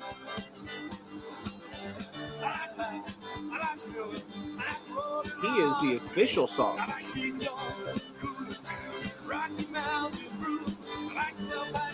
See, maybe one day soon, Grizzly and I'll get together and have a 12-pack of beer. Yeah, right. Isn't that true? Good night, ladies and gentlemen, coast to coast around the world. Good night. Ta-ta for now. Bye-bye.